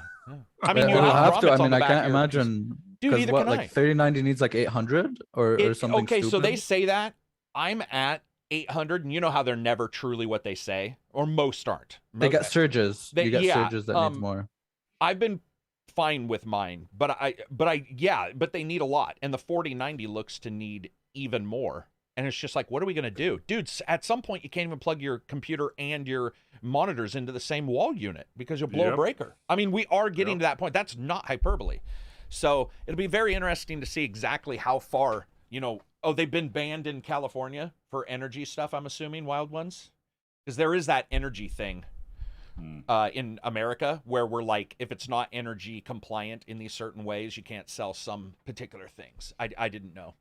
Let's see. What are people saying? 4090, 600 for just the 4090. Man. CZ Productions, we will talk about PS Plus in a second. I just want to talk about hardware. So they're saying it's in the 3070 Ti range. So that's not bad for a first, you know. The Intel thing? That's what they're saying. Maybe they're wrong. That's not what I was looking at. I thought it said 3060, but I don't know the difference. More 1650 is what I'm saying here. Whoa. Really? Yeah. Well, they said they were going low. Name band again. $100 super chat. 4090 is going to be expensive. Well, you threw it $100. So you threw $100 to say that. So I appreciate it. I'll save your $100. Name band again, and when you decide to buy it, I'll refund it back to you. You're right though. It's going to be they're going to suck so much power. They're going to be so expensive, and now they're requiring additional purchases, which is better power supply, which is weird. Like in the past, we've had moments where you're like, oh man, I need to get a bit more USB ports, so I'm going to plug a chip in here or whatever. And you never worried about power. Now you have to worry. Like you actually have to look at your PC, and it's going to require completely different stuff. Which is, well, I mean, it's getting to ranges where my whole floor where I'm on is warm. has a break. Well, it's warm, so yes, that too. But I meant it has a breaker of 2 kilowatts, and that's it for the whole floor. Exactly, dude. Like, it's like you're playing Sim Your House, where you have to run the electricity lines. So I'm like, okay, I can turn on the cooking plate. That's a kilowatt. Turn the ceiling fan off. Yeah. Because I blow breakers with a vacuum. So go ahead. I was gonna say an oven or something that's like 1,000 watts, and that's where we're at today with like power supplies for these big systems. And if you're playing or rendering, 1,000 watts for the entire time. Like it'd be like cooking a hamburger or cooking something in the microwave for like 3 hours if you're playing games and rendering and all this stuff. And what's the MSRP for this for the 3090 Ti? Was it like well over 1,000? I think it's 2,000 in the US. And I've seen it, I think, for 2,500 euros in Europe. Just hey, man, we need to have what's his name come in here and tell us PCs are easy. What was that guy? Sonar Berserk. We need to have it. He will never live it down. The upside to that is at that price point, MSRP, it was actually available for that price. True. There you go. Yeah. You finally priced you priced it correct, Nvidia. Good job. You priced it right out of the realm of most gamers and most people. Like, I don't even know if a company who's buying new chips would look at that and be like, man, let's hold off. People don't even want it, man. Let's see. Shameless Place says 3090 Ti is only 11 to 14% faster. That is true, but it also has much more memory, which I do feel that the current cards with, what are we getting, 8 or 10 on the current ones? Yeah, it's not enough for native 4K. It's not enough for native 4K. It's future proofing as well, right? Yeah. I mean, you're getting a lot of DLSS. You won't need that much memory, but Yeah, I don't think 8 to 10 gigs is enough for native 4K. I mean, in a my lot of current games. card has 10 already, so why would I downgrade with the next gen? Right. Yeah. Exactly. Yeah. Exactly. And that, by the way, I don't know if you guys remember, a couple gens ago, there were a couple cards that did come out, and there were different memory. There were different memory configurations, and the faster one was hobbled a great deal. And this is 3, 4, 5 generations ago. I don't even know if we were in the same naming convention, but I distinctly remember like being warned, get the slower one because it's not much slower, but it's got like double the memory, and you're not going to run into all these other issues. I mean, that's a big problem. We're seeing like I don't know if you guys saw the big stuff about DirectX API and the direct storage, you know, where they're like, we're going to fix this and that. It's not going to fix those kind of things though. Somebody said I don't give a shit about 4K. Yeah, well, I know I agree. I mean, 4K is native 4K isn't really for most games. If you want to do ultimate settings, isn't feasible. I mean, and that's where DLSS and other things complement the So equation, because all of a sudden you don't need to. DLSS is a godsend. So is FSR too. If it looks better, yeah. If it looks better, we can. And then of course Intel's got theirs, Microsoft's got theirs, and then we have direct. Again, we have direct storage to. Man, I just Xbox want good HDR on monitors and PC. There are now, but they're expensive. I want that more than 4K. They're beyond belief. Oh, you mean like 1440p HDR kind of thing? Yeah, like I'm happy with 1440p, you know, high refresh rate or whatever. I just want HDR. Like it's you know, it does wonders to games, and my monitor sucks at it, and you know, I just want good panels, good monitor panels that have good HDR. Yeah, monitors are still tough to find a good one that has, you know, all the bells and whistles, 4K. It's like TV was about 3 years ago. TV went through the same thing. It's always missing one. It's always exactly. Right? It's either always missing one, or it's super expensive, or both. Yeah, and the missing is even worse because sometimes you won't even know what they're missing, and then you'll find out that like we talked about this last week, but only one port does this. And you told me that. I didn't know that. And dude, that's I was like, why is it laggy? And I was on the side port. You're on the side port. Yep. And that's always shit. By the way, I had the same thing here. I was on the side port on my new one, and I was like, something's up. It doesn't feel right. And I looked, and it's like they said 2.1 and 2.0. I knew those were 2.0s, but there was some other thing it did that made it like leggy, and I switched it over, and I was like, God damn it. You know, I don't know. It's just, it sucks, man. There's so many different competing, you know, even dual port versus like HDMI. To me, that needs to be dual link, right? Like there needs to be parity amongst all the ports. Like if you're offering HDMI ports and they all look the same, they better do the same shit. Or you better tell me very explicitly, hey, bro. Well, like Reg and I were talking about, I had the 2080 Ti and it had a USB-C out. And now I'm not seeing that on anything. I'm like, dude, that was the gods. That was what people were hoping for. Why is that gone? Dude, that is one of my 2 USB-C ports on the PC. Exactly. Because most will have or they'll be A and they go across the bus with 5 other options or 5 other USB ports. They're sharing shit. It didn't make any sense. It's like the one thing. And somebody I'm sure could tell me why. They're delivering 100 watts, up to 100 watts out of your PC into a monitor. That is a lot. So maybe there was something to do with that where it didn't feel safe.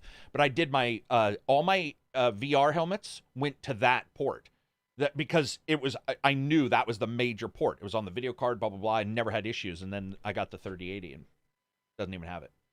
It's just a shitter. I don't know. Let's see, what do we have here? Ghostwire Tokyo hits 9 gigabytes with ray tracing. Woo! There you go. Damn. 9 gigabytes used. It's a looker. That game's a looker. At times, it's a lot of reflections. Like the reflections are way too pronounced. I was streaming it to my girlfriend before, and there was like a lot of puddles, and they produced like very, very like a lot of reflection to the point where it was unbelievable reflection. You know what I mean? Like just way too much reflection on the stuff above. Yeah, it's too bad, man. I mean, like you guys said, almost nothing we get has everything. Or it's super expensive. Now, NVIDIA's finally got a video card with the right memory, and it's like, okay. Right, so I was trying to look up the ARC GPU on the site still. Yes. There's currently 2 out, and it's the super entry level models. Okay. So those are the only ones available right now for the laptops. They only have 4 gigabytes VRAM, So they're the Yikes. weakest ones, the 350M and 370M. And the 370M seems to be about on the level of a 3060. Okay. Roundabout. So pretty low level right now. Yeah. And the stronger ones are coming summer. Okay. All right. We'll have to swing back around and see how that's actually all worked out. Also, speaking of hardware, before we jump into all the other stuff, PSVR 2 did some stuff at this GDC, and it looks to be pretty cool. I mean, it's hard to know exactly what they're, because Sony did not support the PSVR, but it'll be interesting to see what they did. They showed the controllers, talked about the headset vibrating, which I don't know about you guys, but that just does not appeal to me at all, having a headset vibrating. Dude, that's fucking weird, man. Imagine your head vibrating. Yeah, I just don't know what... And not the good kind of head, like the... Yeah, exactly. Not a Hummer, Jesus. but actually your real head. Yeah, I don't know, man. It's just, I like the idea, but then cost. It's got a lot of stuff. It's got a lot of stuff. Cost, maybe... We'll see.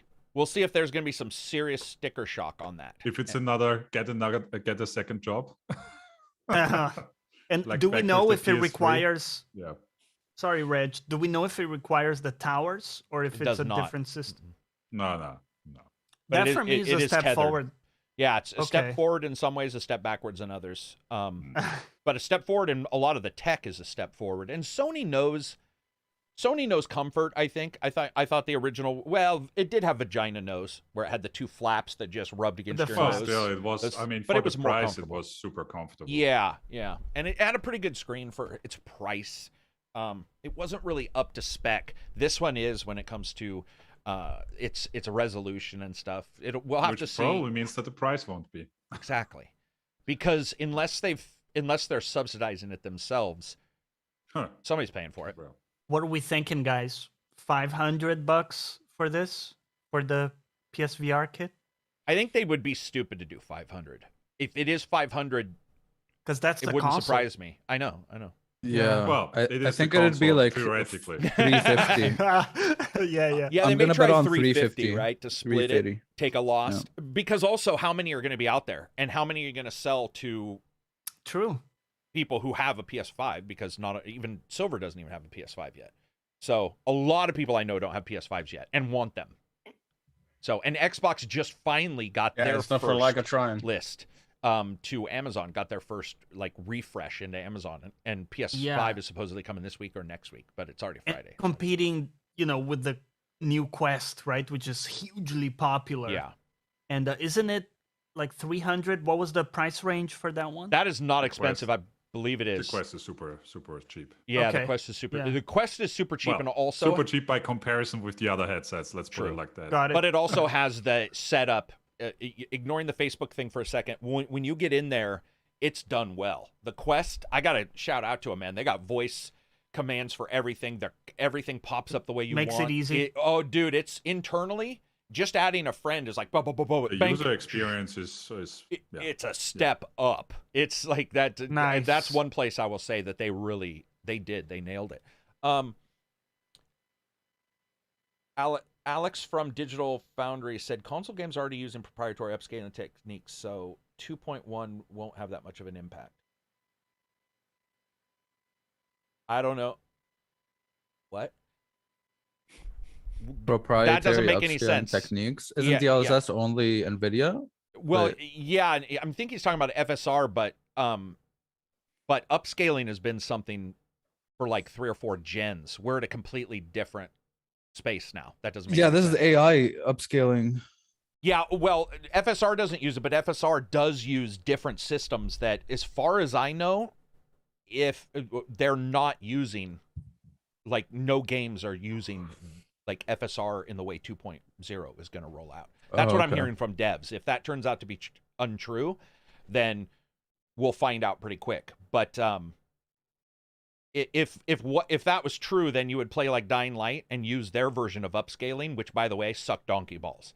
Did any of you guys try Dying Light 2? It's the generic version of upscaling, because they actually have your really basic version of upscaling, which is basically pixel doubling and then adjusting some color. It looks terrible compared to FSR. I didn't try the. I know DLSS worked really well, even on balanced or even performance mode. It didn't look bad. Yeah. So I mean, it's definitely if there was no improvement or barely any improvement, we probably wouldn't be hearing about it. And it certainly seems like console devs that I've talked to are very interested in FSR. So, I mean, maybe they're all wrong, but I see a lot of people who run tech channels just sort of being like, oh, well, you know, this thing's already been done, so there's no reason why this new thing is going to fix it. And it's like, I think we've already proven that wrong just with the upscaling, like FSR upscaling and stuff. And we've proven that deadly wrong. Normal upscaling doesn't look as good. Be interesting to see what they do. Unless it's Insomniac, they always figure it out, right? Insomniac always makes a game look fucking 10 times better than everybody else. It's like, you know, there's a magic user in there, right? From Hogwarts. Sometimes it's like, did they buy better software? Like, what? Do you know what I mean? Yeah. Like they got the premium version of DaVinci Resolve. Right. It's like everybody else got the like light version with microtransactions, and that's they bought the Founders Pack. That's how I feel about id. You know, id Software with Doom and shit. Oh, how the when they were fuck doing do they that? make it? Yeah. They make it run so well that like it's like the opposite of Crisis, where you can actually play it on 4K at 60 FPS. Right, It's yeah, like one of the yeah. only True. games. Yeah, it's like, what the fuck are they doing that others aren't? Their performance is usually just, you know, 10 out of 10 with those games. Yeah. I think art design, or at least I hope, is going to become even more the thing versus just the tech stuff. I'm really tired of people zooming in on a fucking pixel Same. and being like, if you look at the shader, this is drawing a different buffer, and you're just like, oh my god. Also, art direction is more. It matters lasts way more. It does. Like, yeah, like you look back on like fucking Wind Waker, Zelda still looks good. Yep. That's the one I was going to mention. Yep. Dude, Zelda Wind Waker, crazy. Timeless. Yeah. That is one of the things I tried on the Steam Deck as well, and it's yeah. I mean, not only that's awesome. It could have been released today. Exactly. That's exactly right. Yeah. What were you going to say, Silver?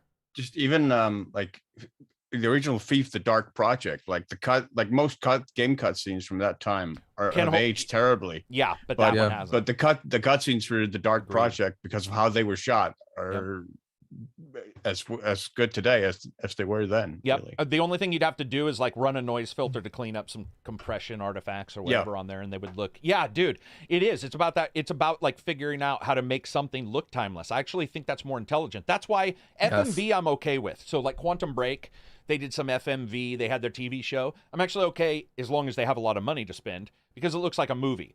But when you get cutscenes where they look dramatically different than the game, that kind of stuff bothers me. Like when you play the game and you're like, it looks pretty good, and then you see the cutscene, everything's perfect, and you're like, guys, come on, just decide which one you're that was do. a huge thing in old games. Like even in the last one that did that was like Deus Ex, and the cutscenes, their faces would be like immaculate, and then you'd go to normal, and it's like, it's awesome to see it. Like Thief Project and all that kind of stuff. Also, those also benefit from today's techs like FSR and DLSS, as long as you can figure how to get those running. FSR is obviously going to be easier because DLSS won't just do that. But the idea that you can grab those games and play them, and like if you've ever used Text Mod, when you get a new graphics card and you throw Mass Effect in and throw all the 4K textures or whatever, and you start and you're just looking at it going like, holy shit, and it runs amazing because you're also using FSR or whatever, or Magpie, all these different things. Very cool to see that. I don't return to a lot of old games because they feel old. I don't know if Zelda Wind Waker feels old. Does its movement and its I played it recently. Mm-hmm. I would say Twilight Princess feels a little bit more archaic than Wind Waker. Really? No, Wind Waker doesn't feel that old. I mean, I fucking Twilight Princess is my favorite game, but Wind Waker just feels like nothing about it really feels that archaic if you're talking about like movement and attacking and dodging. I think not just from the graphics, but also from the way it plays. It could have been released today. Yeah. Wow. What other games do we think? That's a good topic. What games do we think could have been? And let's not hyperbolize this, like not just throw out a random answer. But Wind Waker, I do believe, could be released today. It'd be higher res because of the way it works. It all works out. So we'll say that one. Chat, you can pipe in. Oh, Okami, the dog one. The dog one. The problem with the dog one is they have re-released. It has been re-released, and there's it's a little dirty looking, I will admit. But I think that one's a good. Jet Set Radio, good idea. Jet Set Radio could be released. Go ahead, Silver. I mean, that question also sort of raises the entire issue of how, like, for over the past really 7 years, like retro games have sort of become so popular. So that makes it even more sort of possible that those type of games could be made today. Yeah, that's the thing. Like, there's a lot of 8-bit games being released now too. Hey, but like 2D side-scrolling platformers and whatnot with pixel art and stuff. From back in the day. That could also be made today. Res, I think Res, as long as the resolution in Res is piped up, I actually think Res could be released today. Res was a little crunchy in its control, even though I loved that game. Did you guys play that one where you're flying forward in the funky colors, music, shooting the music? Oh, so good. Such a good music game. Rogue Galaxy and Dark Cloud 2 still look good. I will give you Dark Cloud 2, but I'm playing Rogue Galaxy right now, and I'm not 100% sure I can agree with you on that. Portal 2, sure, but it wasn't that old, right? Yeah. Half-Life 2 still has some awesome lighting. Go ahead, Silver. Yeah. Rogue Leader also for the GameCube. Yeah, if we're talking about just up-resing the res, that still would look pretty good. But was that game a bitch to control? Not yet. On the land sections, yes. The land sections were complete crap. They were weren't they like weird tanky movement and stuff too? Yeah, I remember them being pretty janky. But I mean, the space combat was outstanding. Andy says, "What about Prototype?" Now, I didn't like the Prototype games. That's a superhero dark one. I don't know if you guys remember, like a chemical version of Spawn. What happened to those types of games where you just get thrown in a city and just use powers and kill shit? I miss those types of, like, there was the Hulk, there was Prototype, there was 3. like Infamous. Oh yeah, and the Saints Row one. Agents of Mayhem was not good. Crackdown also not. Crackdown 1 was good. Crackdown 3 was not. Crackdown 2 was hit and miss. Because Crackdown 2 had zombies, I believe. Didn't they change the entire way Crackdown worked? I only played the first one. I'm pretty sure the first one, you got your superhero, and then you got your 2, which I believe was darker, because I remember playing that being like, this doesn't feel right. And 3 tried to go back. Go ahead. But arguably, we still got one of those with Spider-Man, even though, I mean, you're not wrecking stuff with Spider-Man, but... Yeah. True. Yeah. What other games could could go? Oh, I got one. Shadow of War. War. The Star Wars one where you're looking straight down on the ships. The Rogue Squadron? No, you're looking straight down on the Galaxy ships. Is it Galaxy at War? Where Empire at War. Oh, Empire that at one War. was so good. Dude, Empire at War. That one was so good. If that good. released today, well, again, understanding that it would pipe up the graphics to our current screens and stuff, that game. Bro, I had the hard disk copy, and it came in the massive, like... man. I remember the planet system of that not being... Oh, you mean... was that the one where you went down, and you had to do the... The land battles sucked. Yeah, the land battles weren't great. Yeah. They weren't great.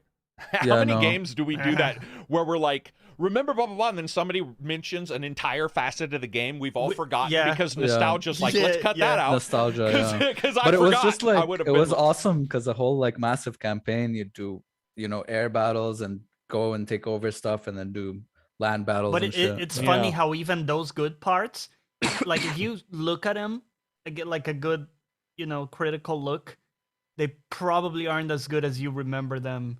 Maybe. Sometimes Empire at War is, because I played Empire at War last year, and Empire at War looked current. Okay, because I've had this with some games where for sure. Dude, for sure. like in my head, this was the shit. It looks real. It looks real. I look at it now and I'm puking. Mm-hmm. Yeah. Oh, somebody just mentioned a game I would say looks terrible now. Assassin's Creed 1. Dude. Yes. I don't even know how to describe to you what that looked like on the E3 stage. I was like, holy shit, man, this game looks fucking phenomenal. And the way I remember it is... It is not the game. You remember like a remaster 10 times later. That game originally, like if we tried to pipe that, and it's like even 2 with its crappy buildings you were riding by and shit just popping up everywhere, they were rough. But man, 1 is still my favorite Assassin's Creed. We're talking about FSR2, what your memory does with those images Yeah, you remember FSR2. from back then. That's the memory, getting that all the jaggies of the bad experiences are being smoothed out by years. Yeah. Where that's what happens with exes. You're like, oh, she wasn't that bad. And you're like, did she try to stab me? Or did she actually do it? Yeah. If there was ever a game in need of the director's cut treatment, it's MGS 5. Okay.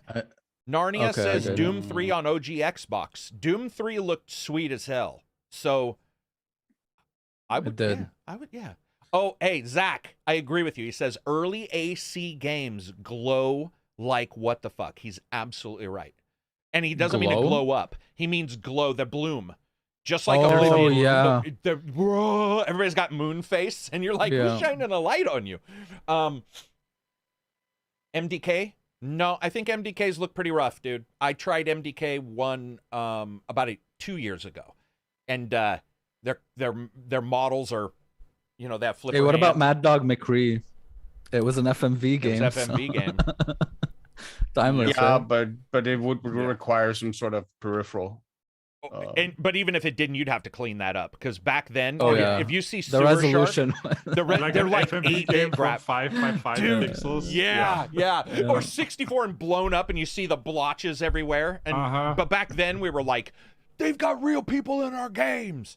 I thought Ready to Rumble looked good back then. It did for the Dreamcast. I played that on the emulator a couple times. It's pretty rough now. Go ahead, Silver. The Sid Meier remake of Pirates, I think, like the art style for that is also fairly timeless, and that's a game that could easily be released today. The first Luigi's Mansion as well. I don't remember it looking terrible. Oh, dude. Or no, you just hit like 4 Donkey Kong, the side ones, those things, those were good. Those things. It, like, if you just turning up the res, those things would be playable today and be like, I would consider them probably AAA. I would have to go back and look, but I think Donkey Kong Country was. I looked at it recently, and it looks like it seems like an old game for sure. Like you could look at it and tell it's an old game, but there's not one thing that looks terrible. It still looks good. Yeah. How about the full? Oh, you're talking about Donkey Kong Country on the SNES. On the SNES it still looks good somehow. It still looks pretty good. And Dane, I agree with you. He says realistic graphics don't hold up, and I would agree. Yeah, I think that's the pattern, right? Yeah, it is. Because Okami, he mentioned, and Okami tried to be cartoonish, but it also had the black lines and sort of the grit, and it doesn't look. Yeah. They don't. But like at this day and age, like we've hit this technological fucking like look at Horizon Forbidden West. Are we gonna, in 10 years, are we gonna look back and say it looks like shit? Like what else can they do? Well, that is a good point. FPS they can do, right? Right. And they can do hair fixes, because her hair is more like a squid. Yeah, hair is still not quite physics. It goes like Animations are great in that game, but a lot of times they don't match up. Collision detection, bounding off of enemies, going right through the enemy. Those things phasing but nothing graphically, right? Rocks when you climb up and stuff. And sometimes rocky areas with low textures, and they're still jargony looking because they didn't think you'd really climb up to this one spot. That all could be fixed, but I don't know about the world. Like it's because we talked about art. That is an art design or an art style. When you look at neon, because you were saying AC, when you look at the difference between that and Horizon Forbidden West, the divide I think is now just going to be much smaller. There is a lot of pop up in Horizon Forbidden West. A lot. Yeah, so there are a lot of these little things. Yeah. But as a whole, this is awesome though. It's awesome that we're at the point to where we that's going to be possible. Good. Yeah, I mean, I've said this before, but like for my part, I've been happy with video graphics sort of for a while, right? 2013 or 2014. Like, I mean, The Witcher 3 is now 7 years old. It looks pretty good. Sort of sobering, and still looks quite good to me in its environment. So yeah. I think it's very cool that we're at the point though, like you said, I had forgot about that not only is retro new games good, but so is emulation. And so like it's all come to a head.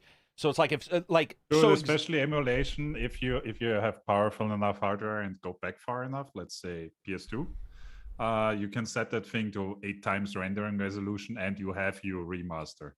Apart from the UI where it doesn't work, but for the 3D models and stuff.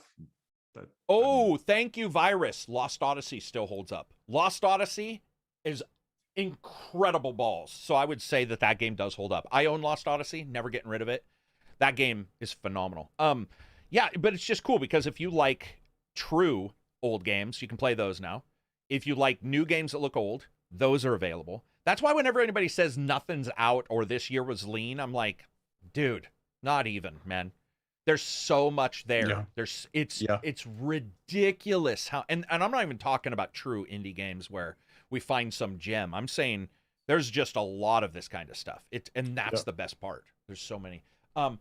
Abbreviated Reviews, Indio says, I just did that with Spy Hunter. Once I jacked up that resolution and rendering, it looked way better. Spy Hunter. Plus, NVIDIA Filters is doing a lot. Yeah, NVIDIA Filters is very cool. I've used NVIDIA Filters to change the color on a couple games. You know, like Fallout always looked like somebody was peeing on the screen. So did Deus Ex. Yeah. Yeah. And you can just go into the filter, change it to blue or cut the cut the yellow out of the screen, and boom, you've got it. Yeah, you just cancel it with the other two colors, right? Mm-hmm. Yeah. Yep. It's also really, you have stuff really cool. stuff like, for example, the Switch emulator. It has added FSR and anti-aliasing. You can also enable FSR in Switch, the emulator for Switch. The emulation. Yeah. Yep. Dude, and that helps because some emulation on some games is still rough because the developer was using some unique technique. I will say this, especially on the Steamdeck, for example, where you're kind of on the limit of emulating that. So that helps you get some FPS helps a back. lot. Yeah. I will say there's 3 games. No one else is going to agree. We might agree, but I'm saying most chat probably won't agree. I would love to see a remake of Dead Rising 1, 2, and 3, where their control was more robust. Their attacks were more robust. I always think the Dead Rising games are phenomenal. Like what they did when you first saw thousands of zombies on screen. Yeah. You were able to put together cars in 3. And the time limit stressing you the fuck out. I love the time limit. I know people didn't. I get it. No, I do. I also. Yeah, well, you and I do. I'm saying it was stressful. Especially because of the way it tied in with characters and how that impacted quests and missions and stuff. Mm-hmm. Yeah, there's all those kind of things. I really do. I think Dead Rising's probably dead, unfortunately. Rising. Dead. Well, not Rising yet. Oh, no. Okay, I get the joke. I don't know what I thought you were saying. But yeah, it would be cool to see a remake of those. It'll never happen. And all of the ones I want. Fallout 3 didn't age well because the ugly yellow tinting. Fallout 3 did not age well. To me, a lot of the charm of Dead Rising was sort of the iffy controls as well. Which controls? The iffy controls for Dead Rising, like the original Dead Rising. And did you enjoy that? 2. Yeah, I mean, they were frustrating in part, but it also, I don't know, there was certain charm to it, I guess, for me. I think the charm is you using it as a defensive measure from being unhappy with it. I'm not dissing on you. I'm saying, don't you believe? So when somebody says bugs are cool because they're sometimes funny, I'm like, that's a defensive measure to play it off. I think what I'm saying, Silver, is don't you think if it was remade and it had controls that let you interact more easily with the game, are you saying you would actually want the shit controls just because? No, not just because. I think it was partly because it forced me to make up for those shortcomings in other ways. In other ways. Yeah, and adopt other tactics and stuff, and sort of try and think outside the box for some encounters, because controls wouldn't let me do some stuff that maybe I wanted to do optimally. I heard that was like when my buddy when Cyberpunk was first coming out or something, and my friend was like, I'm really shit at aiming with a controller, but I want to play it with a controller because I want my character to be bad at shooting. I was like, interesting. That's some deep meta. That's some deep meta. I'm only going to play with one hand, so that it's really hard for me to. Silver, back to your thing. If they remade it, and they remade it with better controls, my assumption would be that they would then look just like you did and say, okay, sometimes people had to do something because the controls sucked. Let's balance other things so that, but that may change the feel of the game. I just don't know if I believe you would like terrible controls in a game that was remade in all other ways. I think maybe it's also in part because they did sort of evolve through like Dead Rising 3 and 4. Yeah, they did. Especially they revamped the escort AI. which was they did. A lot of people were not happy with the original wasn't even an escort with the escort system in the original. But I actually enjoyed sort of the challenge of that, even as if it was rage-inducing at times. I guess in a similar way to like how Dark Souls or From Software games can be rage-inducing at times, where the game mechanics do sort of get in the way of your enjoyment, but it still feels like it's sort of part of the process, or however you want to put it. Like it made the escorts actually feel dangerous and risky, and that lent increased pressure to the time limit, because you had to get to them in a certain time, and you had to get them back within a certain time frame, and there was a real sense of danger there, and that sense of danger got increasingly softened as the sort of the shortcomings in the AI. Is it the same thing as like, I love playing these really old games like Baldur's Gate, and there's like a Divine Divinity and stuff. They had a certain charm. Like, they don't have the quality of life that we have today with games, but that somehow had like this charm to it that I enjoyed, like being frustrated to do a thing that is readily available in today's games. Like, here's the reason why, some sort of inventory management. Or... if you rethink that, though, I'll come at it from another angle. You only know that those things were fun because the controls did suck. What would you think of the game if they hadn't?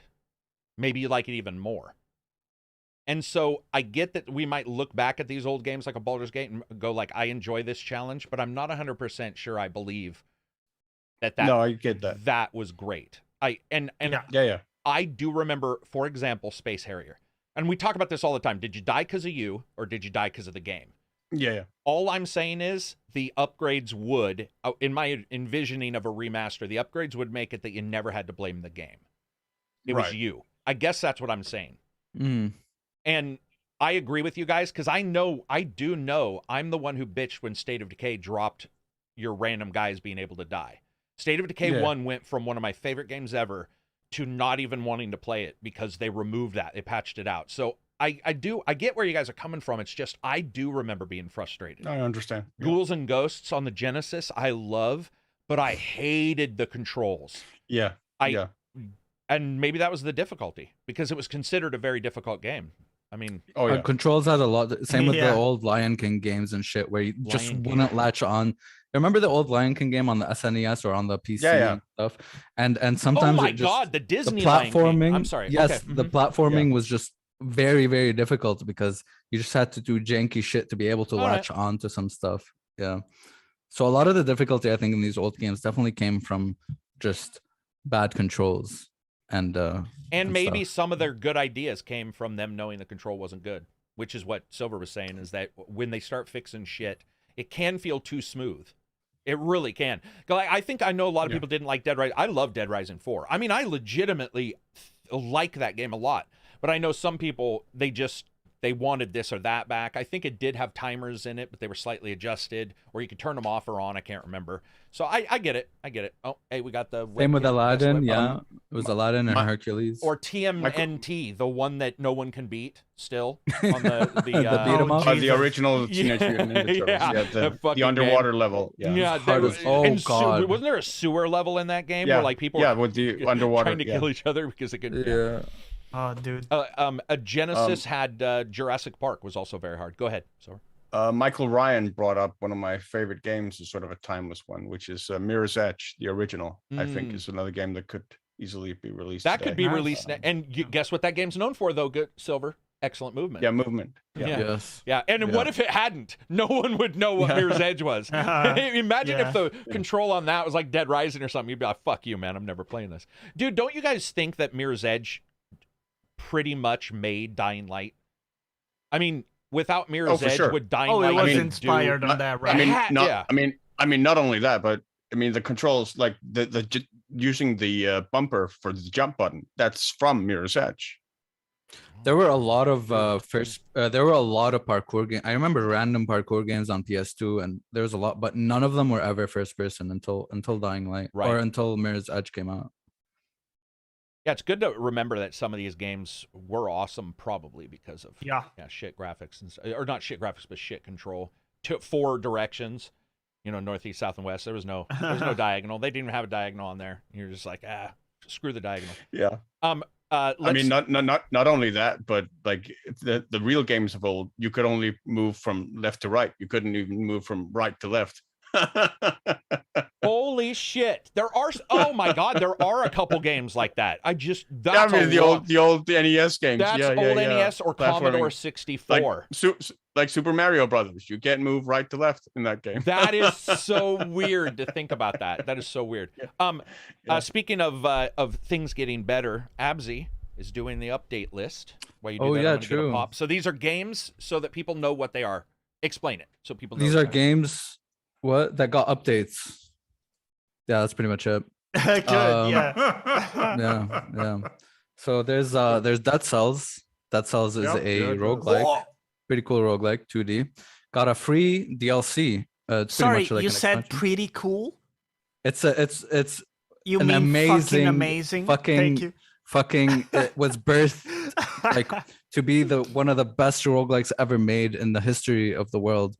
That Cells Break the Bank update, and they added a new biome and 3 enemies, 3 new weapons, and 3 new mutations, along with a bunch of quality of life changes and bug fixes.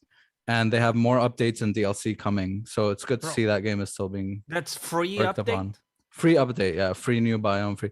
It's like a bank biome or something, completely optional, completely free. Yeah, which is really cool because that was like one of the first games or roguelikes I played that cemented roguelike as like one of my favorite genres. Pretty good game. Sure. Yeah.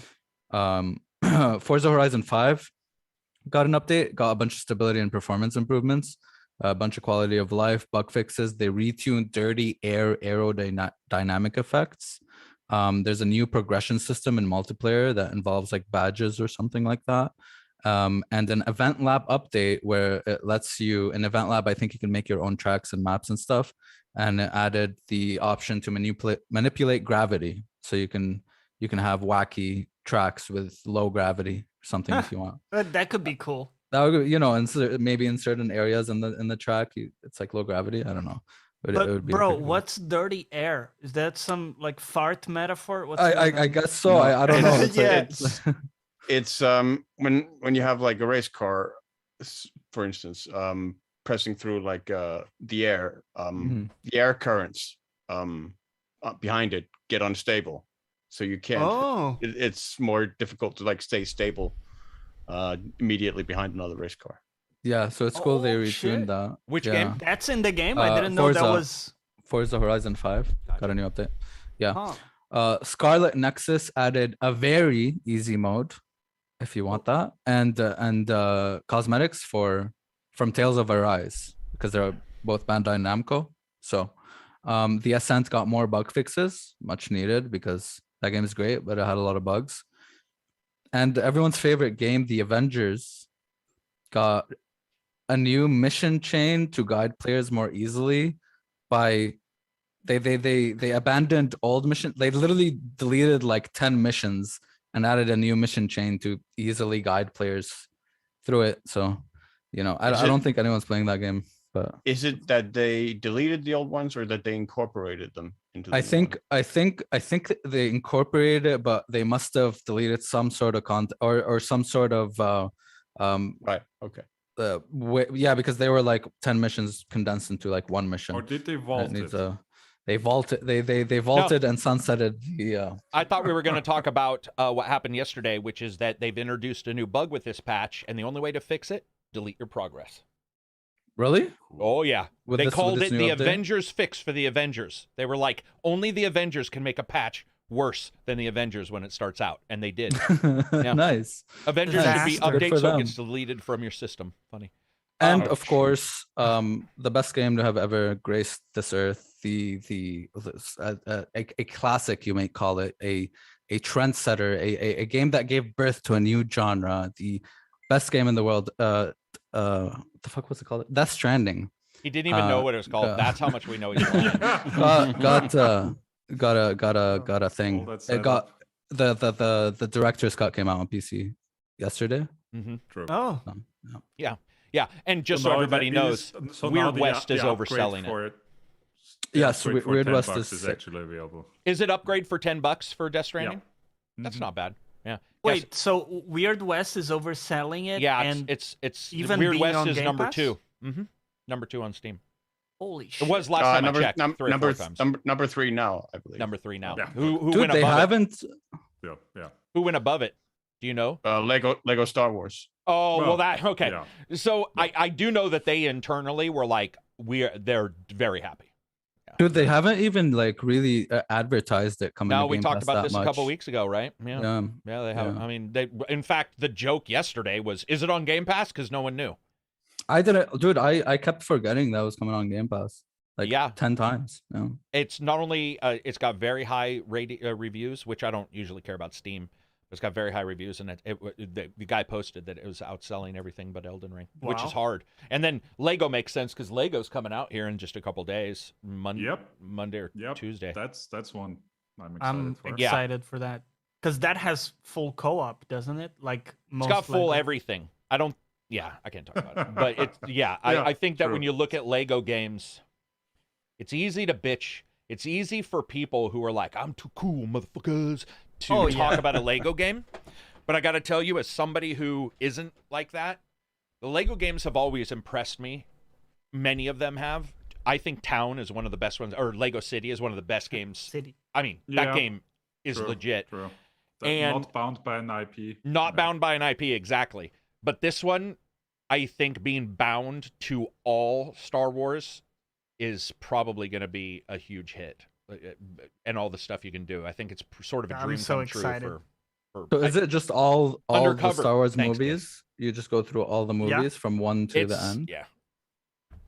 Look it up. That's pretty cool. I'm not going to talk about it, but look it up if you want to know that stuff because I'm not. Well, really they're selling it as the Skywalker saga, right? So you're supposed to. This is the selling point. I don't know how true it is. You're supposed to kind of traverse the full kind of storyline. So you play Anakin as a baby, like you have to navigate the womb on the way out. Well, oh no, I'm breach. wondering, my feet are down. I gotta flip myself slowly so my head goes out first. What were you saying, Johnny? Well, what I'm wondering is like for the co-op, because this is not Batman and Robin, which it's clear who the co-op partner is going to be Batman. playing. Sometimes, like if you're navigating Leia, in the like who's the other person playing, so it will be interesting to see how they handle co-op in I think it's just evident as the others. Like you make like for episode Phantom Menace, you make it Qui-Gon, Obi-Wan, whatever. Yeah, but sometimes it's just the one character in the scene, like I was saying, like Leia. I think you're dramatically overthinking it. I'm not lying. No, but Johnny, I get you're it. Like big it's like heading this to the point to where, like, it's literally like you're on another planet. Right? It's Lego Star Wars, you dude. You can play whoever. It's like the scene with the Obi-Wan versus Anakin. Imagine Johnny watching some kids play Lego in a sandbox and be like, technically, Leia was only in that. But how does this connect to the lore? It's not. Mos Eisley's technically didn't have the places, facing north because of the sun. Those two can never meet. They were never alive at the same time. Way overthinking that one. I wouldn't be surprised if you could play Qui-Gon in episode 3. Like, don't be surprised. Ryan Ryal 699. Do you think Lego Star Wars is the sleeper game of the year? What? Is the sleeper game of the year? No, there's so many sleeper games this year, right? I mean, there's a lot of games people haven't even. I mean, Weird West is a good. Weird West. It totally caught me off guard. Really? off guard. What'd you say? And as we talked about, a lot of people are talking about Norco as well. And a lot of people are talking about Norco. Yeah, these are titles that, like, even Ghostwire, even though I didn't like it, I'm not saying it's a sleeper hit because it doesn't look like it sold well at all, but there's just a lot of stuff that is out and coming out. I mean, it's good. It's a good time to be alive, man. Also just in addition to the Lego thing, it's not online co-op. So if anyone is it's just local hoping for that. So it's split screen, is it? Yeah. It's Parsec co-op. Either Parsec or Steam Remote, right? Steam Exactly. So that works, but just to make sure that nobody's getting the wrong idea, it's not online co-op. It is weird when you look at co-op games now when like companies are doing that, because it's like split screen. So they must know Lego's looking at this saying families, like that. It's weird when games do that. It's like I wanted to play Unravel 2 with a friend because it looked like a neat co-op puzzle game, but I couldn't. I mean, with Lego, I don't consider it to be a technical issue because they've had online ones before, and it's not requiring heavy leg interpreting heavy leg. Apparently, they said like not enough people really use the online play. Probably, yeah. Well, yeah, because they you introduce a lot of issues when you get an online aspect in there. It's like a whole lot of a whole facet. You mean of like development. GT7 being barely? And you also have to maintain servers. Yeah, maintaining servers. Like there's a lot that goes into it. I think PvP's good enough now, though. Peer-to-peer, is good enough now that if you want to play a Lego game for something like that, I think it should be fine. But Omar says those sunglasses, bro. You like your sunglasses? Yeah. So, any other games got updates that I missed that were incredible? Babylon. All right. So nothing huge. Nothing. Somebody's asking us if we are now going to talk about the PS Plus stuff. We sure can. Yeah. So, Reg, do you have this written anywhere? Not written. No. Do you have a website of this? I don't have it open. I can bring it up. I was looking at it earlier. So, yeah. All tiers. Let's see. There it is. Oh, you got it? Okay. Yep. Fuck me then, huh? PS Plus Essential, Extra, and Premium are the 3 tiers now. With Essential being, the same that we have with PS Plus now. Mm-hmm. And Premium, the highest one, being a combination of PS Now and PS Plus. And the Extra is some hybrid in between. The costs of it are for the lowest tier still $60 a year or $10 a month for the Essential, or for the highest tier $120 a year or $18 a month, which is also exactly the same cost that PlayStation Now and PlayStation Plus currently was, because both of them individually were $60 a year. So you're saving nothing. It's just one title now instead of two subscriptions. And the middle one, the PlayStation Extra, costs $100 a year or $15 a month, and doesn't offer streaming, I believe. That's only the highest one, and fewer games. So and there's different like games you get. Like the premium one gives you PS2, PSP games, while the extra only gives you PS4 and PS5 games. Yeah. Do we know the list of games? It just says 400 of the most enjoyable. 400 in the extra games in the extra one, and then another 340 for the premium tier. They only say. It's worth noting that if you've been playing on PC, like just doing PS Now on PC, it's gotten nearly twice as expensive because you now have to do the premium one, which has the PS Plus thing rolled into it. You can't just go with the PS Now subscription now, which was $9.99 or whatever it was. I had not thought about that part. That is very true. So it became more expensive potentially to be a PC gamer. Yeah. So is it still gonna be rolling out on PC? Like, can you, or is it just the streaming aspect? Premium one you can access on PC the games as well. And I think streaming exactly the same as only now, streaming though. But you're basically forced to get PS Plus. You're forced to get Plus. Yeah. But it's only streaming though. You can't download the games on PC. Well, it's not on PC now. Yeah. No. Okay. And they did say that they were going to honor the current subscriptions for some amount of time. I think the price only goes up once your subscription runs out or something. So if you have a current subscription, I don't think that one just goes away and you have to instantly pay double. I don't think. I don't know. Maybe you do. As you can tell by my face, I was not excited about that announcement at all. That was not what I thought. Yeah. I'm not even talking about the exclusives, which is a whole other bag of biscuits. But this shit about here's 300 games. What 300? What? Yeah. I don't even know. No list. Yeah, I think the assumption is that one list that you currently can play now is one of those 2 lists they're talking about. The 400. Yeah. So. Because I think PS Now has 450 games or something. So there we go. So that's the 400 number. Yeah. I don't know, man. It seems like I thought they were thinking things through, I guess, and I thought there was going to be like this really. Right. I don't know what I thought. I guess I just was assuming there was going to be a thought out process to like, here's how we offer this and that, blah blah blah, and then it's not. It feels like this doesn't even, try to compete with something like Game Pass or even Ubisoft or EA as subscription services. It's more, to me, it's kind of similar to the Switch thing. Remember that new membership they added? Somebody mentioned that they instead of being Xbox Live, they went to Nintendo Online.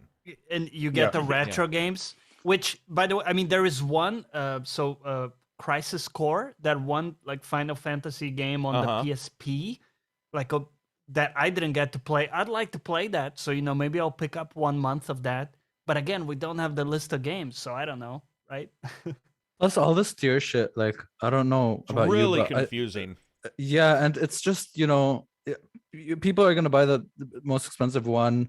I don't know, like I just like how Game Pass is like, okay, you pay one thing monthly. Okay, you can get an extra like Xbox Gold if you have the Live. If you don't have an Xbox and you're just playing on PC, you just get the fucking Game Pass.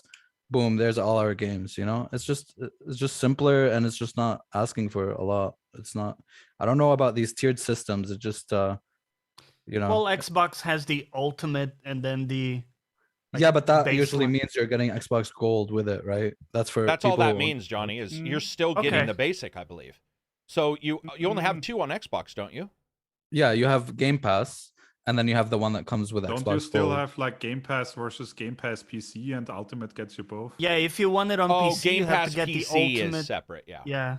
Like for me, for PC, I'm just paying for Game Pass, so I'm not paying for Ultimate because and Ultimate I guess that's a platform Live. versus games thing, which is what's bothering me. Yeah, you're not getting any less games or more games, right? I gotcha. That's fair. Yeah, so like it's still a tier though. That's a good point, but this is just confused. I mean, I just saw it and it's like without any data, and then their thing about like our first. Also, I just tried to look up how many titles PS Now has. The best I could find is PS Now has currently a library of over 700 titles. So there's basically your whole library. So they're splitting it in a way. Yeah. So that's another thing that's even worse. So it's like they're splitting it. What games are going to be in the 400? What are going to be in the 3? Yeah, whatever. And I don't think are they even doing day one like Sony games? No. Because that's their highest selling point is their exclusive. No, but that was they already said explicitly no to that. Yeah. And they said not only that, he said we weren't thinking about that, and with this current setup, we are not thinking about that in the future. He was pretty clear on that. Which, I mean, I get it, but whatever. They're just making a way for people to pay a subscription for games that weren't going to get sold anyways. It sort of feels like that. It sort of feels like it's like let's offer a subscription, and then when you really look at it, you're like, well, this really isn't anything. What about less recent games, like I was gonna say Returnal. The Returnal is on one of them. Returnal's already on one of them. Yeah, but it's not connected to this. What's up, Poth? 449 super chat. Sony shouldn't have entered the MS Battleground. It lost the fight before it began for Sony. Even if MS raises the price, Game Pass still is an MS win. Yeah, for this particular thing, it is definitely in subscription services. Definitely not something that is super enticing. So the only games they listed was for the extra and the premium tiers. So the middle one and the highest one were Death Stranding, God of War, Marvel's Spider-Man, Marvel's Spider-Man Miles Morales. Those are good. Mortal Kombat 11 and Returnal. That's the only named games they put in their release. I mean, the best aspect of the announcement is that they didn't actually call it Spartacus. Yeah, exactly. True. That's true. That I mean, the only reason I wanted to play on PS Now, at least on PC, is because there's some games that I just can't play right now. I guess you can argue emulators, but like the old Metal Gear Solid games and the old God of Wars and stuff. But the input lag was just too atrocious. So I don't know if they're addressing the streaming stuff, because the streaming just did not feel. They did not say a word about changing the way they're doing. I don't think this has any network. Also, PS Now is still limited. Last time I checked, at least to 720p. That's the highest resolution it outputs. Bro. Wow. So you're supposed to play that on PC? Yeah. 720? Hey, admittedly, the streaming for the Xbox can be spotty too. That is true. Yeah, I wasn't meaning in the. I didn't I even try don't the think you Xbox were. I One. was literally just adding that it's better. I think it's better on Xbox, but it's been spotty before. All of the streaming services will vary greatly from where you are versus their servers. Yeah. I mean, the input lag was way too much for me. Hey, if somebody wants to do these deals, there's nothing negative about them really overall, but there's nothing also super positive about them.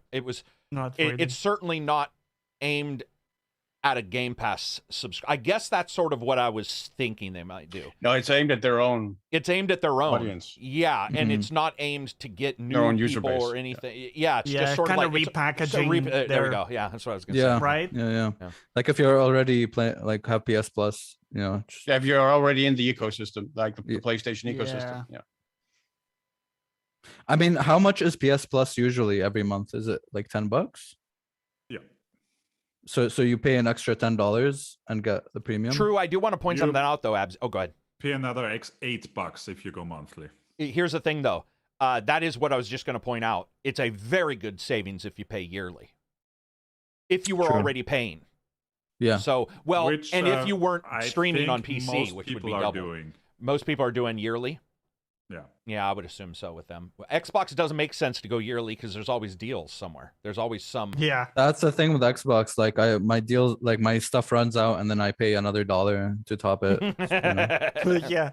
Sometimes I feel bad, like I'm cheating or like I've. I mean, hey, they're offering it, dude. Like I've logged into some back door. I mean, dude, Phil knows. People tweet about it all the time. It's not like he's fucking blind. Yeah, they're not blind. Like Phil is very in touch with like consumers, I feel like he is. So, I think he's also it's not just him, it's the team. Not only that, but they just announced that other thing where they were talking about their earnings and they were like, Game Pass has, I mean, they were talking about like the huge percentage of people buying games that they never expect. Just now they released it again where they were like, it's completely changed the way Microsoft looks at their stuff because people were buying more games with Game Pass than they ever assumed. So it's just like, okay, whatever. Mystifying piece. Well, not really, because what did Reg just said? He bought a game on Steam, even though it's on Game Pass.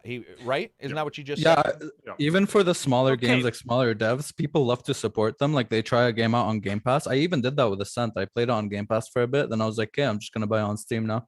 Like, there's a lot of. I think I was ignoring a point that Johnny was gonna say, though. Go ahead. Well, I was just gonna say, in Reg's case, it's because he has the Steam Deck, so he wants to play it there. That's fair. I was trying to think, what is the normal case, right? Because this is happening so much for them. Like, what is the use case for someone buying the game in spite of it being on Game Pass? Is it because they just want to contribute to the devs? Or is it because, DLC comes out and on Game Pass they only have the base game? Well, a lot of people also care. Talking to some other people, I got the impression that a lot of them is just removing the felt pressure of the game eventually of it being temporary from the service. Yeah, there's also a lot of people care about like racking up those hours on Steam and their achievements and all that shit. So they want it all in that one place. So a lot of people do that too. Yeah, I would agree. Andy Martinez, $9 super chat, $9.99. I think Sony will do yearly releases for the first party instead of day one. If Returnal's coming out a year later, sort of like a cool down period, or release smaller first games on day one. They did state no first party. I don't even think their second party games are going to be on there. They did say third party no day one games will be in the system. But yeah, I don't think they were even hinting that. From what I could tell from Jim, I don't think third party games are even hitting day one. Some will, but I don't think it'll be like Microsoft where they're getting. I mean, it could be because they've got one so far, which was Shadow Warrior, which admittedly wasn't. I mean, yeah, sometimes Sony does even on PS Plus. They got some they've done it in the day one, past. so it does happen. But it's not the norm. I mean, I do want to move on from this, but overall, it is. It you now can get a subscription. That's different. I guess. There's not a lot. I mean, I will just say it's pretty much what I expected. It's right. Yeah, it's what I expected, but not what I hoped. Right. True. I don't know if I even expected that. I think I did expect. So okay. My expectation was that they would offer an even more expensive tier than they do. Right. Do you know what it is though? It's like when every time a shitty football team gets the new quarterback, and people are like, now they'll make it. Now they're going to go to the Super Bowl. I'm always expecting Sony to be like, oh, now we get it. and Nintendo has shown that you don't have to ever get it. And so Sony's like, it's just everyone is starting to buy into this like subscription services instead of buying one thing. You know what I mean? Everyone's starting to even fucking GTA, and people just forget about the subscription stuff, and they just keep paying monthly. Fallout 76 has stuff. a subscription. Yeah, like. Oh, that's still around, huh? Yeah. Ty Timmons, $20 super that's chat. like an MMO subscription type thing, right? Private servers and stuff. I do want to shout this out, and I do want to say super chats help the channel keep going, so I definitely appreciate it because we don't run any ads or anything like that. He says, at some point, the pricing model for all these online play fees for console players need to be looked at more closely. I'm sick of all the extra BS hiking up the price for things I don't want or use. I think what you're asking for is like a buffet system, but that's pretty confusing because in a weird way, Sony just did that, and it's pretty confusing. What you're getting. They needed to be open on what games you're getting. That's what they should have done. Here's 400. Check this website. Here's your 400. Here's your 300, and just be done with it instead. Because people got on Microsoft for the same thing. Like when they first started, it was like, well, what games are getting the FPS boost? Remember that? It's like, and they were pretty hedgy about which games were going to get FPS boost. Where people were, admittedly, that one seemed more of a realistic thing to not have data on, but. Moving on from there, reviews being divergent, and then we're going to get to the questions. So I keep pretty much every single review. I just want to point this out. Every single review, I always get a post that states, man, I just looked. Reviews are really divergent. I don't know if everybody's renting the old TV or the old movie Divergent or what, but it's not. If you track these, many people hated Death Stranding, even though it got really good reviews. Many people loved a shitty game. I saw people giving Alekine's Gun a 10 out of 10. I don't know what's happening, but they did. I do get what people are saying, that like as the medium score goes up, those low ones appear like really low. But one of the things I want to point out that no one's pointing out is that a lot of these companies are only using 3 to 4 of their digit scores anyway. And that terrible games aren't getting a 1. That's just the way it is. Terrible games are not getting a 1. And I get shit on when I say don't get a game, because that game has to be bad for me to do that, because I am using the full scale. And that's not even me saying better. I'm just saying that's what they do. They're currently, you just won't see a lot of 4s. It just won't happen. It's usually 5 is terrible, and then they go from there. Sometimes 6 is terrible for some of these websites. And then the different people review, by the way. That's another thing. So different people are reviewing for some of these big websites. So that's why at times I think scores can feel weird. But guys, you should probably, I mean, it's not as divergent as you think. It's not. I mean, there's games that I hate, and I have pretty good reasons for hating them. I try to add context. By the way, thank you to everybody who noticed that I was adding a ton of examples in this review. I'm going to continue to try to do that. But it's not as divergent as you think, man. I mean, dude, some people hated Breath of the Wild. Didn't Jim Sterling hate that? Well, he gave it a 7 out of 10. So, and he got shit for it. That's what it was. He gave it a 7 out of 10, and people lost their mind. Yeah. There is that too. There's 2 types of people. There's 3 types of people. The people who don't care, and I would gladly put myself in that list. I really don't usually give a shit. Then there's the people who are worried that an audience may get mad at them if they hate or love a game, where they're like really nervous about it. And then there's another group that I think is pretty wishy-washy. And if they get a lot of hate on one review, maybe they give the next review a little higher because subconsciously they don't want to deal with it. We're only human. That's how humans work, man. I think also it's causing a lot of reviewers to jump on bandwagons like they did with Cyberpunk, like they did with like even probably Elden Ring and like a lot of other games. People are only seeing that where it's like, oh, everyone's saying it's good, or everyone is not saying something's good. It's not. That is not what's happening.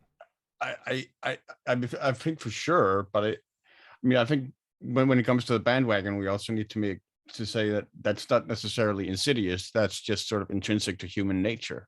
That's what I said. That's humans. Exactly. We are humans. Humans do that. But I just think thinking everything's divergent is weird. Like they're not that divergent. And then, people are like, well, let's analyze it. I think I've already analyzed it.